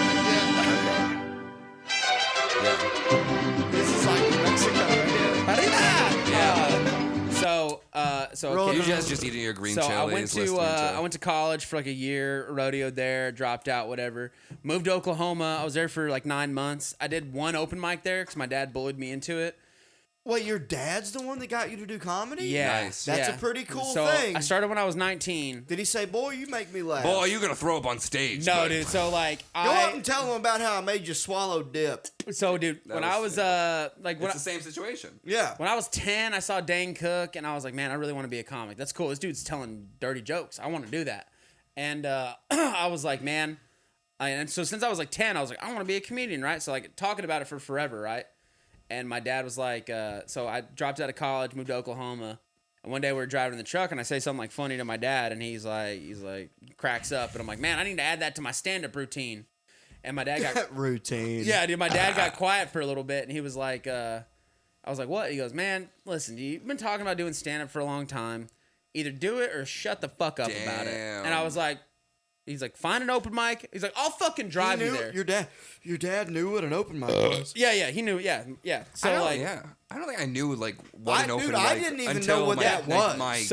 Dude, my dad was like, find like an open mic night or something like that to go do it at. So I was living in Marlow, Oklahoma, which is like south. Come to find out, his dad is Jeff Foxworthy. Everybody. My dad's Larry the Cable Guy, dude. It's fucking crazy. My dad's Larry the Safety Guy. Anyway, dude, classic joke. Anyway, so I find a mic in Tulsa, Oklahoma, which is 3 hours away from where I lived. So my dad drove me 6 hours to go to do 5 minutes at a fucking open mic. Wow. Yeah. And I did good. He loves you. Yeah, I did. Yeah, my dad loves me a lot, dude. I call my dad before every set I do at like a club or something, like a big show. A real one. That's cool. Yeah. Like a real set. Like I'll call my dad and he'll fucking hype me up. It's awesome. But so like I came home, and then like me and him got into it. He was drinking a lot of the time, and then I went back to Albuquerque and I was there for like a month or two, and I was like pretty depressed. And my dad was like, "Hey, find another open mic." He's like, "Just go see if there's." I was like, "Dad, there's no comedy here." He goes, "Just Google it," and I was like, "All right." I Google it and I find a list of open mics and I find one that I can go to, and I'm like 19. So I go to this open mic and I try it and I do good and I just start doing them. And then like when I was in Albuquerque doing open mics, I was so young that I couldn't be in the bars when like the open mic happened. So I'd have to wait out. Oh, yeah. I'd have to wait outside. I'd come and do my set and then I'd leave, right?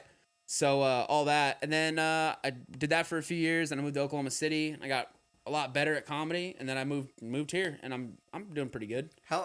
Sorry, he's fucking filming. I'm telling my goddamn origin story, and you're filming your fucking. No, it's not me. It's not me. I mean, Bill, I'm filming it so we can cut in. Look at it being a freak. What a weirdo, dude. This is gonna be cut in. Yeah. Hey. Cool. Oh, he's gonna come fart over here. Welcome. Anyway, sorry. No, I'm listening. So your dad supports you, and that's fucking beautiful. How many years are you into comedy then? 7. You started when? 7 or 8. Okay. How old are you? So wait, 7. You're 26 now. How did you meet Josh Wolf? Opened for him in Oklahoma City, and he really liked me. And then would you consider Oklahoma City your hometown for comedy? So it's kind of a weird deal. Like when I was in New Mexico, I was very much an open micer. When I moved to Oklahoma City, I became like I became like a host. And you lived there? Yeah. So I lived there for like 3 or 4 years. Okay. And then now that I'm in Austin, I'm very much like, and this is like kind of braggadocious, but like I'm very much like a feature act now. You know what I mean? And when did you get here for Austin? When did you get here? December. Of just recently. This last December. Yeah, because I knew I just met you. Yeah. So but yeah, so then I moved, to Oklahoma City, and I was doing really good in Oklahoma, and I met Josh and opened for him at the club, and he was like, man, he's like, hey, dude, you did great this weekend. Wherever I'm at, hit me up. He seems like such a cool dude. Such a fucking cool dude. I met him at He's came to Vulcan a few times. Yeah, he's always so nice. Such a good dude. So he and then he was gonna be in New Mexico around the same time I was gonna be in New Mexico, and I was like, hey man, I see you got a couple shows in New Mexico. Do you mind if I come MC for you? And he was like, yeah, dude. So I did one night with him in New Mexico, in Albuquerque. And what he was club like, was that? So it was actually at a small theater called the Lobo Theater. Sick. Yeah. And then, so I did that for him there. It was great. And then he was like, hey, we're going to be in Roswell tomorrow night. Do you want to do that one too? I was like, yeah, let's do it. So then I go to Roswell. And I'm like, dude, I'm like paying out of pocket to go do these shows just to be there. Which for those of you that don't know, you just do that. Yeah, it's like, that's just a part of it. We're just happy to be there. And that's like, what's funny is like a lot of people won't do that. It's like, it's a part of the hustle. You know what I'm saying? I was just talking, literally today, I was just talking I think my mom was so I'm doing like a show tomorrow out in some small town. Cool. But I'm getting 15 minutes. It's great. I care more about that. I don't even give a I don't say this, but I'd be like, I'd do it for free. Mm-hmm. Like, I'm more excited about getting to do 15 minutes than your, $30 that you're going to pay me. This is going to sound so fucking gay, dude, but when I started doing open mics in Albuquerque, I was living with my mom when I first moved there. Then I moved into, like, a house with other comedians, and my mom's like, are you going out again tonight? I was like, yeah. She's like, are they paying you for this? And I was like, not really, Mom. It's not very much. Just happy to be there. Yeah, and she was like, why are you doing it? I was like, man, I was like, hey, you gotta play these shitty shows before you sell out the Garden. You know what I'm saying? Right. And I just kept saying that. And that's what I say to my mom all the time. Pay your dues. Yeah. So like, and I very much like, I went on the road. I did those 2 shows with Josh, and I did really good. And I grew a lot as a comic from the first time I opened for him to then, right? I started like featuring like in the interim or whatever. Right. Mm-hmm. And he was like, man, wherever I'm at, if you're there, you got a spot. And I was so like, basically, if you'll get yourself there, yeah, he's like, if you'll on. if you get yourself there, I'll put you on. And then this past weekend, you got to actually feature, or did you host? So he does a weird. It's not weird, but it's just he just does a different type of show. So he's on the road with his son right now. And because they have a podcast together. They have a podcast together, and they have a really cool dynamic. So what happens is, like, somebody will go up and, like, host, and then just bring Josh right on. You know what I'm saying? So, like, pretty much, I guess, host/feature for him or whatever, right? So, like, I would go up and do, like, 10, and then I would just bring Josh right on, and then he would do, like, probably do like an hour. Does he do the guitar thing too? So he does like an hour of like comedy and stories and stuff like that. Then he brings his son on and they do like a Q&A and a whole thing. And then his son gets off. Then he does like 15 minutes of like songs or whatever he does, right? Right, so, and he does because it's improvisational songs. Yeah, too. yeah. So it's like it's songs that he's like made up and stuff like that. But it's really really cool. It's a great show. If anybody ever if anybody ever sees Josh Wolf in their town, he's please very go see funny. him. He's great. Even if I'm not on the show, go fucking see that dude. He's awesome. But I used to love when he would go on Churchill What's Happening Now. Yeah, dude. Him and Joey Diaz have a really cool relationship. They started together in Seattle. Yeah. And then cool. and Joey used to like babysit Josh's kids like while he was out doing shit. You know what I mean? It was really cool. I love when they get together and they talk about all that back in the day shit. That's fucking really cool. Yeah. Yeah. And he's a very funny comedian. Are you tapping at me? Gotcha. Yeah. Well, without being huh? You know, has it been an hour? Yeah. Yeah, that flew by, dude. There's literally much. Can we keep going for like a minute? Yeah, I'm good to keep you. Are you good? I'm hanging, Let's dude. Keep going. Yeah, let's what keep do you got? going. Anyway, so but yeah, no, it's super cool working with him, man. And he's like one of the first he's like the first headliner that's really like taking me out with him. You know what I mean? And then and also if you don't know, getting someone to like you and to find you and take you. That's a huge step in. It's huge, comedy. Man. And dude, even doing 10 minutes. And so I went out there and I was like, man, I'm gonna lose money on this trip, but I'm gonna. But it's worth it. I was like, but I'm gonna be like with a nationally touring headliner, which is so fucking cool, killer. And also, I get to perform at Zanies in Nashville. For those of you guys that don't know, that it's like Zanies in Nashville is one of the top clubs in the country. It's like one of the top franchises. There's like it's like more than other Zanies, or is just they have them in Chicago. They got I think the Zanies in Nashville is the original Zanies. And are Zanies franchised? Yeah, across the country. So they have one in Nashville, one in Chicago, 2 in Chicago. I guess they got 2 in Chicago, and then they got one somewhere else. But the Nashville one is more famous than other. I think that's the first one, and it's maybe what makes other. Yeah, exactly. Yeah. So but just being there, meeting the booker, all that stuff, and then I did, and it's almost like a paid audition, you know, I'm getting paid, but also I'm auditioning for this booker to be like, you're hey, showing face. Exactly, right? And and even the booker was like, hey, whenever you're back in town, I got passed there, which is cool, you know, as no shit. Yeah, man. So now when you're passed at a club like that, does that mean that you get to, if you're there on a weeknight, does that mean you can drop in? So it's you got to give them advance. Calling in for spots. So pretty much getting passed at a club is just they know you, they know you're a good comic, and they know they can rely on you pretty much, right? To do the job. Yeah. So getting passed at a club is either they hit you up for spots, or you can call them and be like, hey, I'm going to be in town May 16th through May 30th. What do you have? Do you have anything in those? And they'll and usually, and nowadays, a lot of people bring their host and bring their features, so they don't have a lot of feature work.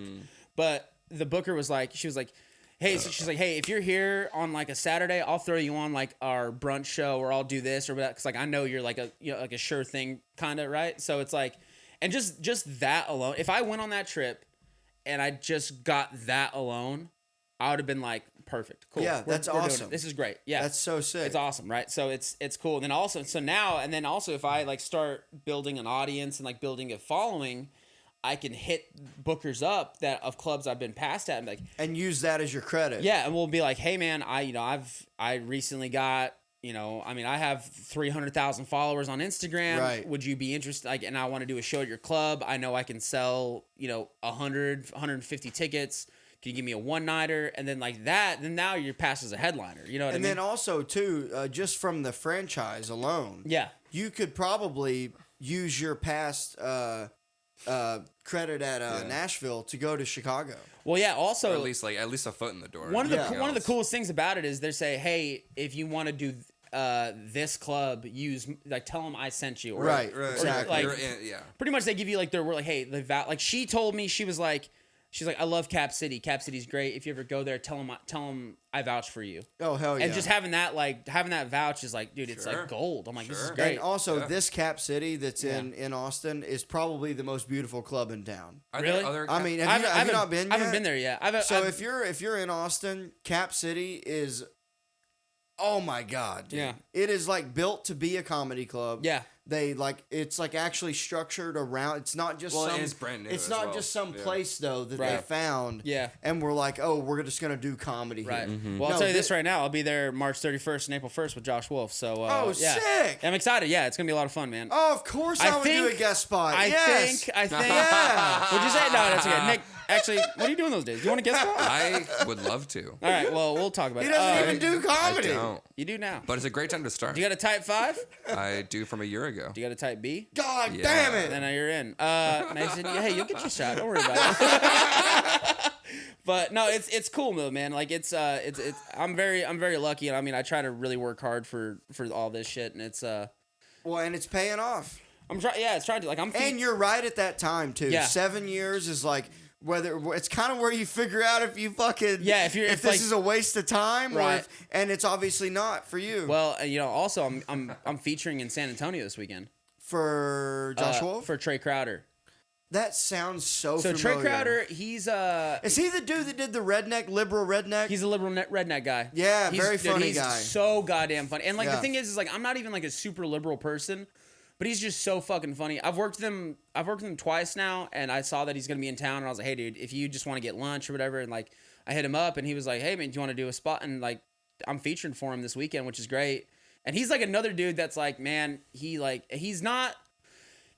I think some of these headliners are so far removed from when they were feature acts, they forget kind of what it was like. You Like, know, how like they have like important the it was? nostalgia of Yeah. it, but it's like they forget that it's like you kind of are riding on this shit, you know? Right. And it's like you said, like if Trey was like, "Hey man, you're featuring this weekend, but they're not paying you anything," I'd be like, "Cool, I'll be there anyway." Oh, I would. Yeah, I would just I'd be like, go. "Yeah, no, I'll fucking be there." I got it. Yeah, I was like, "Yeah, it's cool." Yeah. Right. And it's like it's one of those deals, and like, and I'm grateful for guys like Josh and guys like Trey that like actually take me out sometimes. How many and, shows are you getting to feature for San 5. Antonio? Is it at LOL? Yeah, so I'm doing one. Such a cool club. I'm doing one tomorrow, 2 Friday, 2 Saturday. Sick. Yeah, man, I'm excited. Fuck yeah. You want to plug? Oh fuck. Actually, never mind. That wouldn't be out. If Never you guys mind. were there, it was a lot of fun. I was really happy to be Yeah, there. yeah. It was a great time. I was gonna say plug them, and then I was like, oh shit. So like, I mean, dude, it's weird. Like you don't like people see success before you do, right? Because it's almost like weight loss, right? Like when you lose weight, you see yourself every day, so you never really notice yourself losing weight. But like you start working out for 6 months, and you run into a guy you haven't seen in a year, and he's like, "Man, you look fucking great. What have you been doing?" And you're like, "Oh shit, cool." Like, like I do the past 3 weekends, I've been featuring doing the thing. for You're doing the thing for some comic at some club.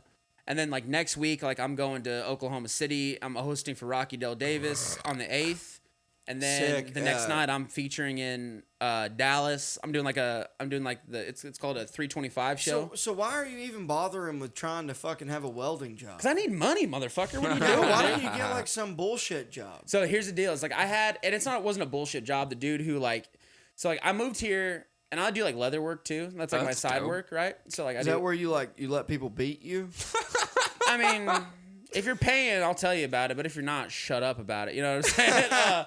But like, no, like I make like belts and wallets and shit for people, right? And when I moved down here, I was like, oh, I'll just do that. And then, it's hard to make money like that. It really is. I mean, I'm Got to go to a was it a flea? Well, not a flea market. What's it? Farmer's market. Yeah, so I did. I've thought about doing that too, but like, but when I came down here, I made like an Indeed profile, and like I listed all of my like traits as like a tradesman, right? I was like, yeah, I can MIG, stick, TIG, I can do layout, I can read plans, I can fit pipe, I can run a plasma cutter, a fucking oxyacetylene torch. What? Yeah. I'm just like, and and it's weird. You don't really know that you know how to do all that Drive shit. a forklift. Yeah. I was like, I can drive a forklift, an excavator. I can fucking Skytrack, all this shit. And there's welding jobs. Oh yeah, and dude, right? and this dude called me. Yeah. This dude called me, and he's like, hey man, I need welders, and I was like, tell me about the job, and he was like, he's pretty much like, hey man, it's it's this, and this, and you get paid. And I was like, man, listen, I moved down here to be a comic, and I'm really not even really looking for a job right now. And he goes, well, how many days a week can you work? And I was like, I can work like maybe 3 days a week, dude. And he was like, cool. How much you want? I was like, I need at least $20 an hour. And he was like, that's all you could have got 25. Probably well, he more. was like, dude, I was like, okay, listen, this dude's like working around my schedule. I told him I'm taking off a lot of work and all this shit. So like $20. You were trying to like. Yeah, I was like $20 an hour is very reasonable, right? For like my skill. It is reasonable for like my skill level. And he goes, I'll pay you 22. I was like, woo, nice. I was like, I'll be there Monday. Fuck, and like, and so like I took that job, and dude, it was cool. And like, dude, he let me take off for shows whenever I needed to. And all this stuff. Did he even have any questions when you said you were a comic? Did he just go, yeah, whatever? He goes, oh, that's really cool. Anyway, so this is what I need. He doesn't get it. He here's what I'm gonna fucking need needs from it. you. Bad. So, and then like, and you're a welder, what's the first 11 years. Yeah. You're 11 in where? Boston. Boston and So- Arkansas, which by the way has unions. Yeah. Oh yeah, did it? I don't know. I found one that there's one in it. I think you just trying to please. No, I pull it up. So like, He's our most interesting guest so far. let me I'm gonna ask you this real quick, Mason. When you get hired onto a job, what's the first thing you do? Work real hard. No, what's before you get hired on? What do you do? Find out where the bathroom's at. Never mind. Do you think? when you're a welder? Yeah. What do you want to know? When you're a welder, a majority of the time, what they give you is a gate test.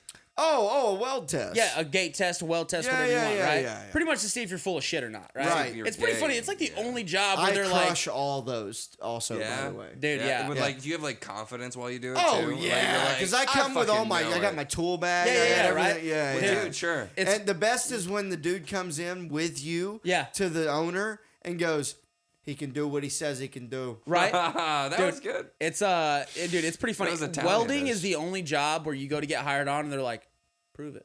Yeah. And you're like, okay. Well, the other, I would say another for one. real. Yeah. I would- so dude, yeah. I show up to this contractor. Every contractor I've ever been called out for to be a welder, you have to do a weld test. You have to every job. Every job. welding yeah, job. Every job. Is yeah. it why? Unless do it's you think one where because it's you're wielding Well, it's not even just fire? unions. Production it's just, welding, yeah. you don't have to do a weld test because they just let anybody come in and slop on a Right. fucking And especially weld. like pipe welding because it's like kind of a critical thing, right? Like mechanical welding. So I show up and I'm like thinking like, okay, today's gonna be really easy. I'm gonna show up. They're gonna give me a coupon. I'm gonna do a weld test. And I show up and I'm like, and everyone's just like outside, like what, like smoking cigarettes, like getting ready for the day or whatever. And I was like, hey, I'm the new guy. I'm here to take my weld test. And one guy's like, yeah, Jeff will be here in a little bit. I'm like, yeah, it's always they'll be here in a little bit. yeah. I was like, all right, yeah, no worries, man. Cool. I was hanging out, and then like one dude came up and goes, hey, you new? And I was like, yeah. And he goes, do you want to, what do you, I was like, I'm a welder. And he goes, oh, okay, cool. I was like, yeah, I guess I'm here for a weld test. I don't know. He goes, oh, okay, cool. We go to like this scrap bin. And yeah. And dude, and he just takes out, and this is like, if for like a pipe welder, Make a T-brace. yeah, dude, for structural welders, this is very common. Yeah. But for pipe welders, it's very uncommon because they usually have like two coupons like cut for you. Like, there's your coupons. Right. This is what we want.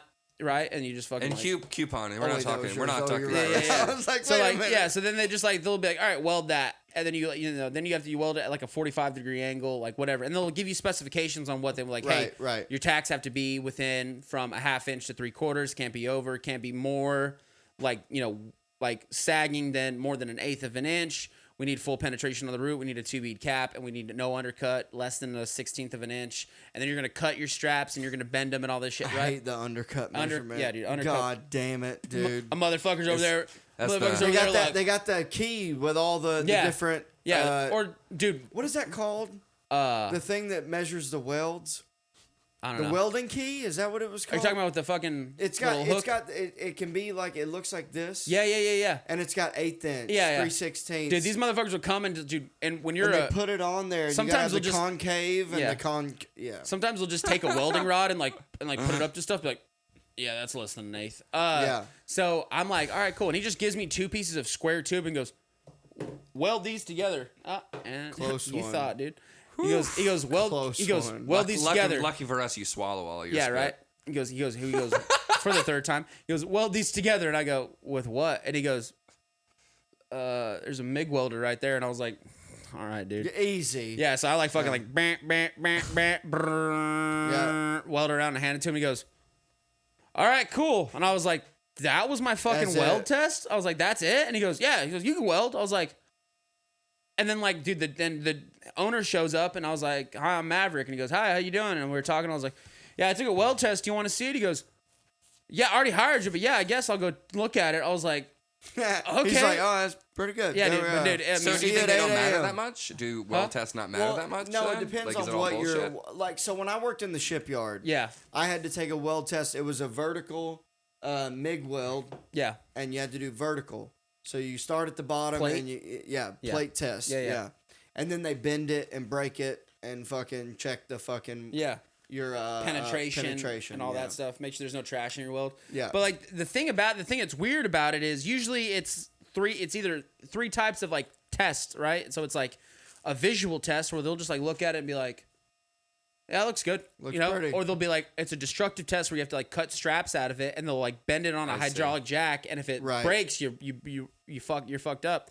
The one I took today is an X-ray test. So you have to pass a visual inspection, and then they'll send it off to X-ray to see it. Like they'll X-ray the weld to see if there's any bad shit in there, right? But it was so weird because I was like, as a pipe welder going to like a structural company, I was like, damn, this is nuts. What's the word that they're looking for? Not perpetration. Porosity. Porosity. Yeah. Porosity. Yeah. Porosity. Usually you can find porosity pretty easy because it's all pinholes. Right. It looked like oil almost. Yeah, almost. Yeah. Huh. But dude, I gotta pee. I gotta piss too. You want to piss? Why don't we wrap this up? We're at 1 hour and 20 minutes. Hold on. Let's do one more little segment and then we'll go. All right. I don't really have any. Let's kill some time. Let's kill some time. So pee first. Yeah, pee first.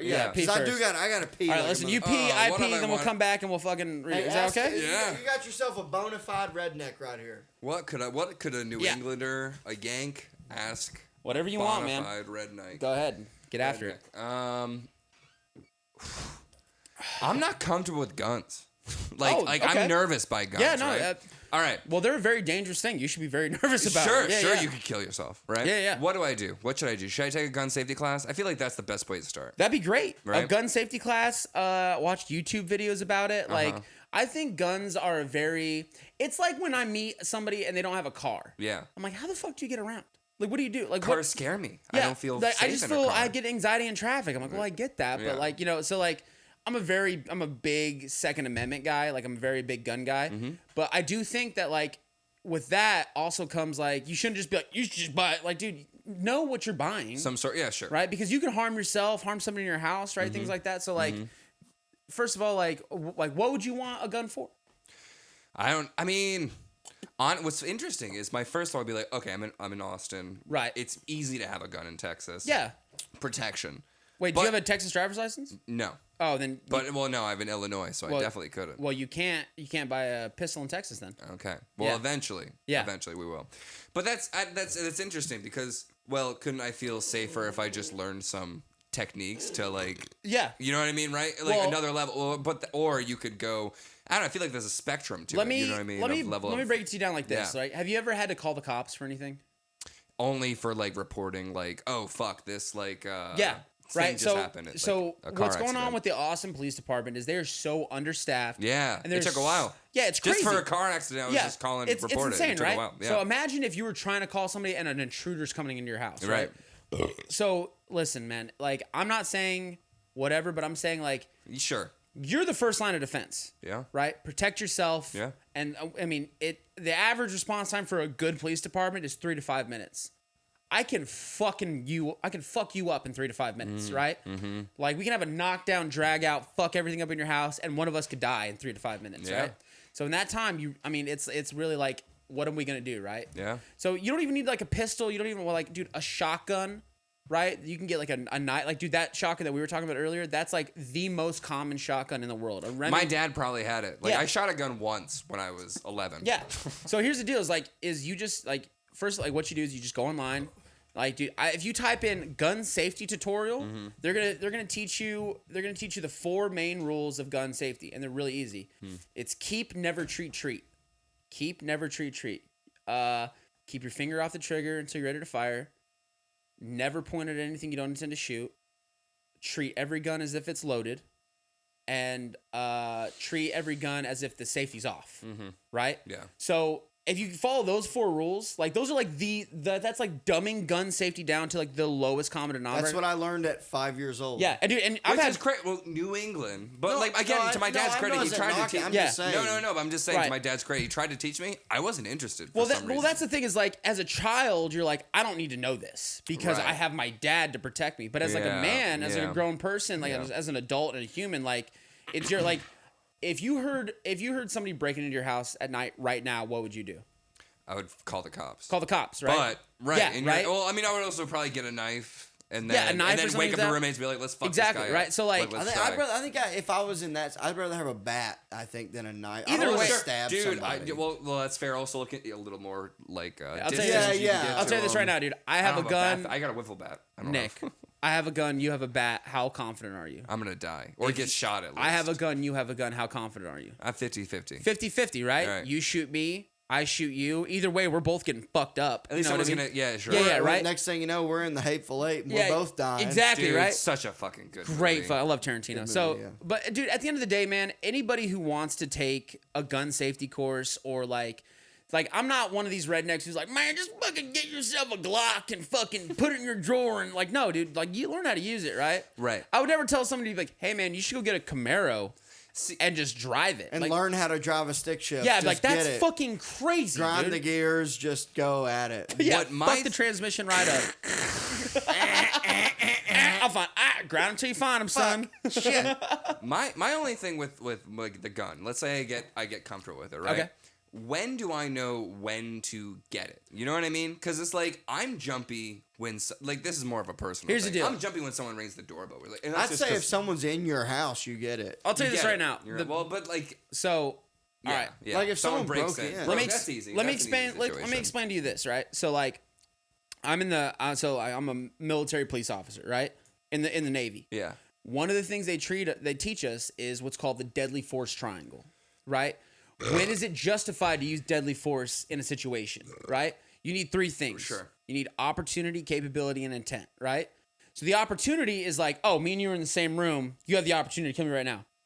You have the capability of killing me right now because you have a gun. Mm-hmm. You have the intent of killing me right now because it's out right now for no fucking reason. That's the last part. Right? That's like showing where. So it's here's at. the deal: it's like pretty much if you're scared for your life, if you're afraid you're gonna die in that moment or moments following, it's very justified to use it, right? Mm-hmm. Like if I'm walking down the street and a dude hops out of an alley, and this is like a crazy. And this is a situation where you're carrying. Yeah, as yeah. well. So this is a situation where I'm carrying, right? I haven't had any alcohol. I'm very in a good state of mind, right? Whatever. I have my pistol on me, and a guy jumps out of the alley with a knife. And he's like, "Hey, give me your wallet."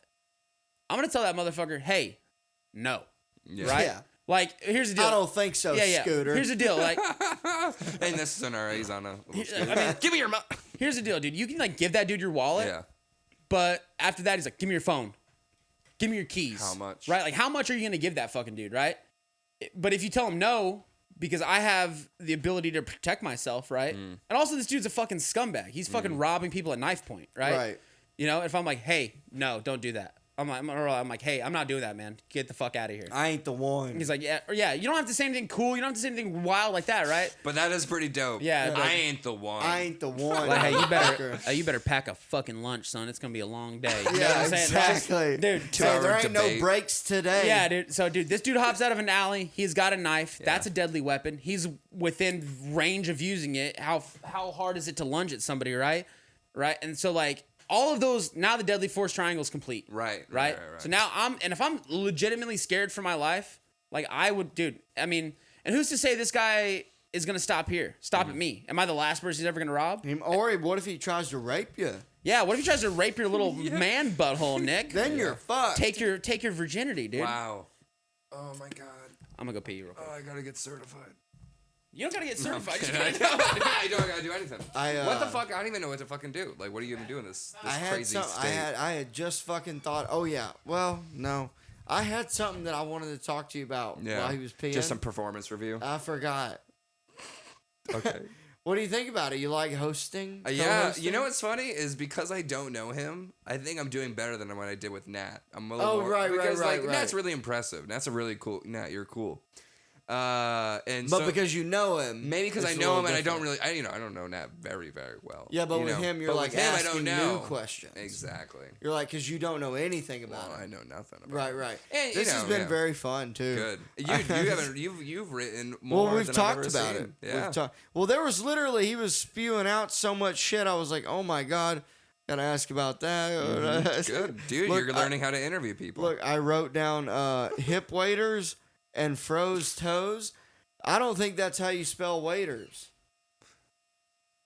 Wanders? No, it's Waders. No, it's not how you spell it. No, it's not wait. It's waiting. Yeah, because waiting in the water. No, but you meant waiter. No, because it's not Waiter. Man, I dropped out of Waiter. I dropped out of fucking junior college. No, Don't it's ask me, not. dog. It's waiters with a D. It's actually servers, is what you say nowadays. Oh, really? No, I don't. No, but you know what I'm saying. You know what do you say? say? Waiters. Oh, because he's waiting. They're waiting. Yeah, they're waiters. You wait in the water, dog.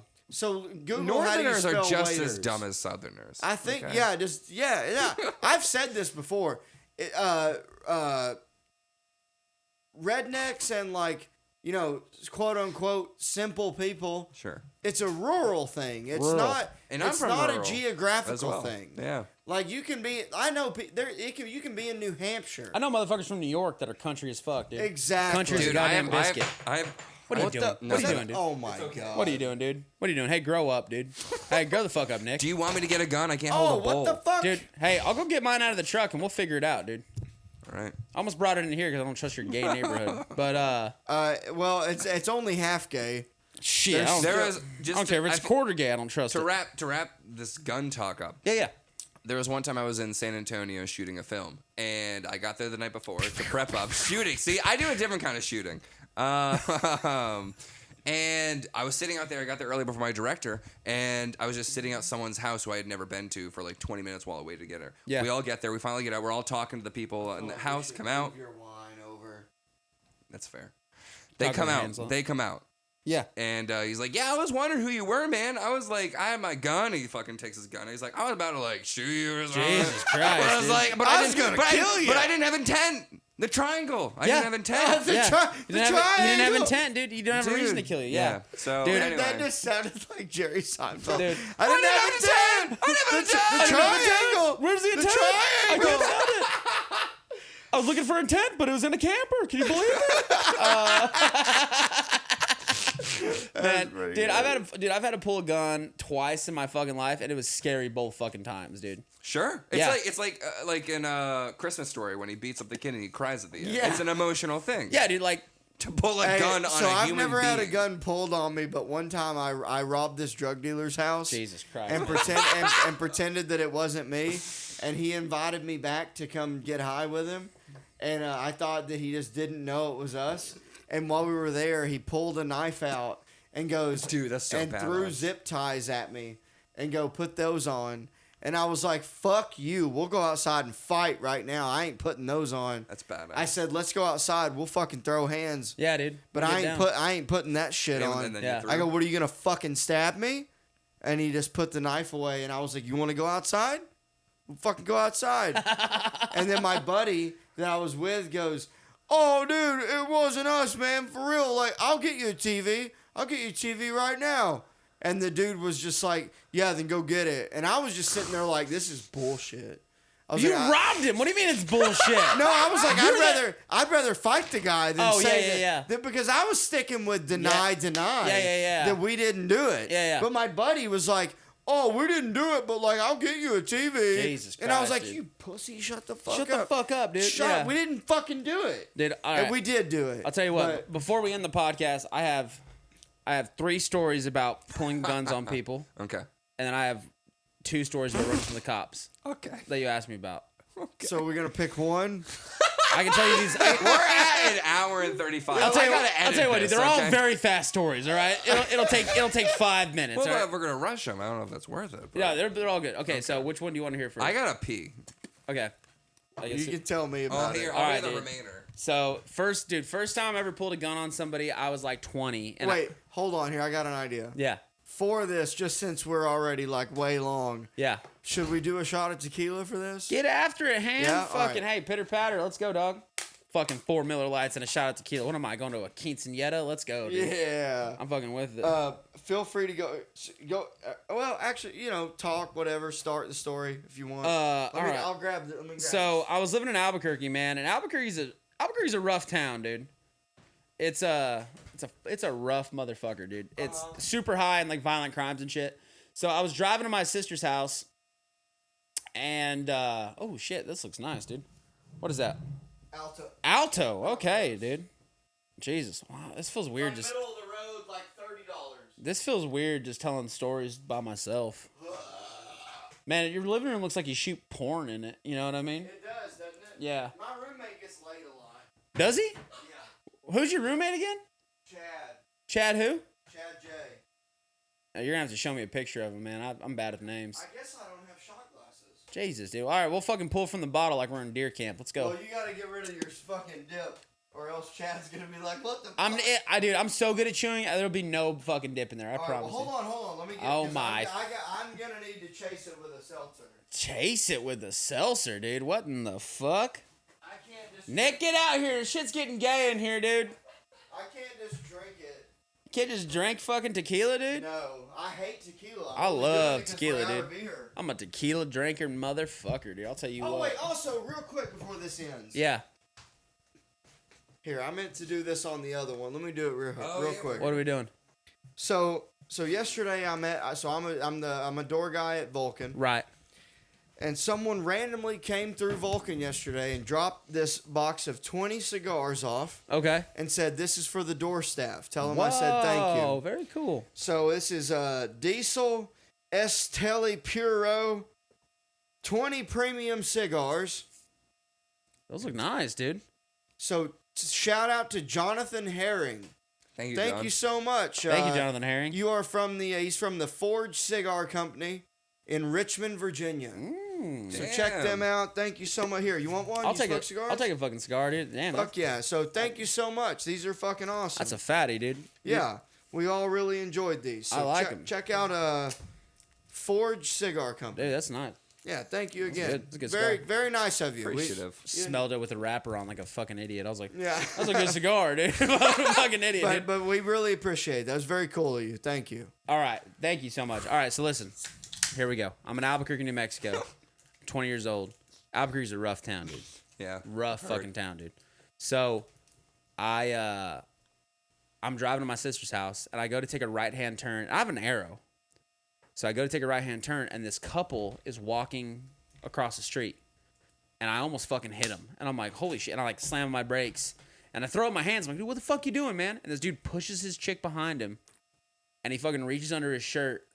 And he keeps his hand there. And he's like, what's up, dude? What's going on? I have a Glock 23 next to me, dude. So I grabbed that Glock 23 and put it on my fucking dashboard. You all right? I hate tequila. You all right? It'll be all right. So I like put that Glock 23 on my dashboard, right? Oh, killer. Yeah, it's all right. And this dude just like nods his head. And he's like, what's up, dude? And I was like, yeah. I was like, what's up? We about to get in a fucking gunfight in the middle of Albuquerque? What's going on? And so the dude like takes his hand out. He doesn't have a gun. He just like walks, with his girlfriend or whatever. You fucking done with it or what? Uh-huh. All right. He said, uh-huh. And dude, afterwards, I was like so fucking scared. I was like, oh my God, what the fuck did I just do? I was like so fucking scared, dude. It was crazy. That was a terrible story. Why'd you guys let me tell that, you fucking idiots? He tried to say pick the best one, and then you just carried on. All right, I'll tell you what. After that story, I'll tell you what. Wayward son. Dude, do you guys want to hear? I didn't hear a word of that other. Honestly, I was so taking We're still like, how do we? Oh, That's a good bottle of tequila, dude. I drank that's nice, dude. That was a good that's a good bottle. Well, here. By the way, this wine's empty.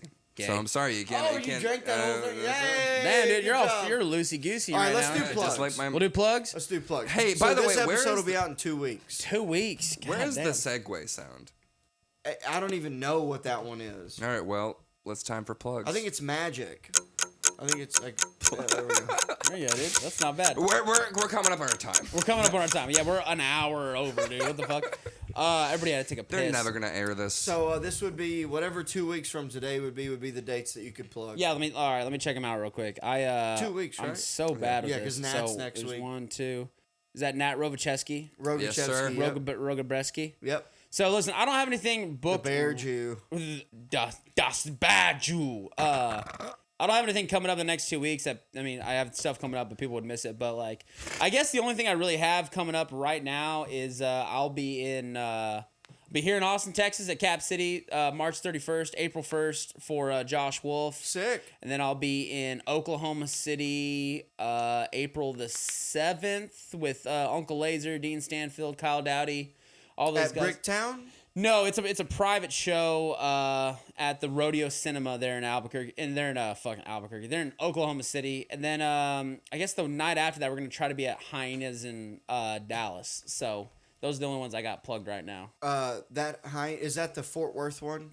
The one Or in the Dallas? or the No, it's the one Dallas in one. Dallas. Because I went to the Fort Worth one, and what a cool club! It's a very fun giant club. Bill Hicks painting. Yeah, dude. It's look, he perked right up. Perked right up. You like Bill Hicks, boy? Come here. Oh, that's a good boy. Oh, that's a good boy. Bill, you want to be on the podcast? Come here, Bill. Come on up. Oh, big stretches. Bill, you hadn't been on in a while. Bill, come on. Come on up here, Bibble.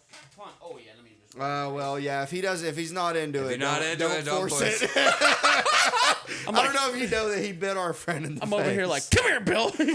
I'll bite him in the face, dude. Boogaloo. Dude, think I won't. Is that your dog or no? Yeah. Oh yeah, yay. Anyway, that's my baby. Dude, having Dude, dogs it's is so great. okay. But yeah, care so about anything. go check him out.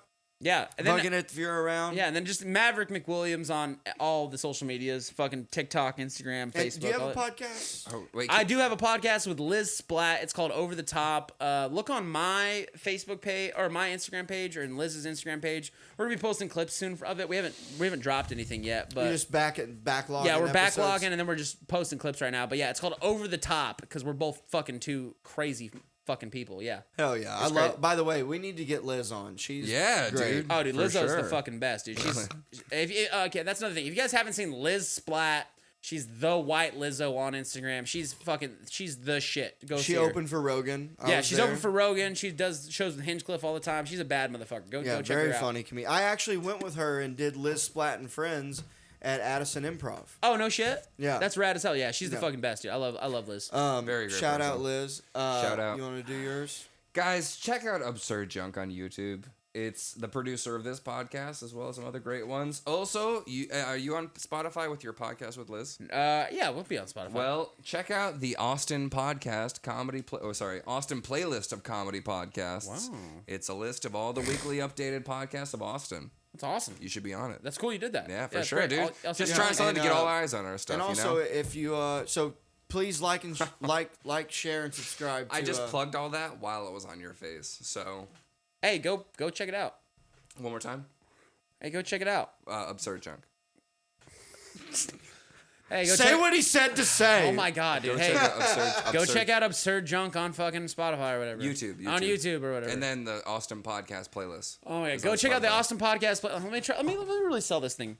Hey guys, listen. Go look at Absurd Junk on YouTube. All right, and it's gonna be great videos. You're gonna really love it. Share it, like it, subscribe, send it to your friends. If you don't like it, it is what it is. Leave a comment or a review. It doesn't matter. Listen. Also, if you look at the comedy podcast playlist on Spotify, you're gonna listen to all the podcasts that are comedian based here in Austin, Texas, and you're gonna absolutely love it. Okay, send that to your friends. Share it to whoever you want, guys, and you won't be disappointed. There's literally hours of podcasts from local comedians who are absolutely fantastic. You're going to love them. You might become a new fan. You might hate it, but also you're going to find out a new experience about your life, and you're going to love that. So, guys, go check it out. Thank you so much.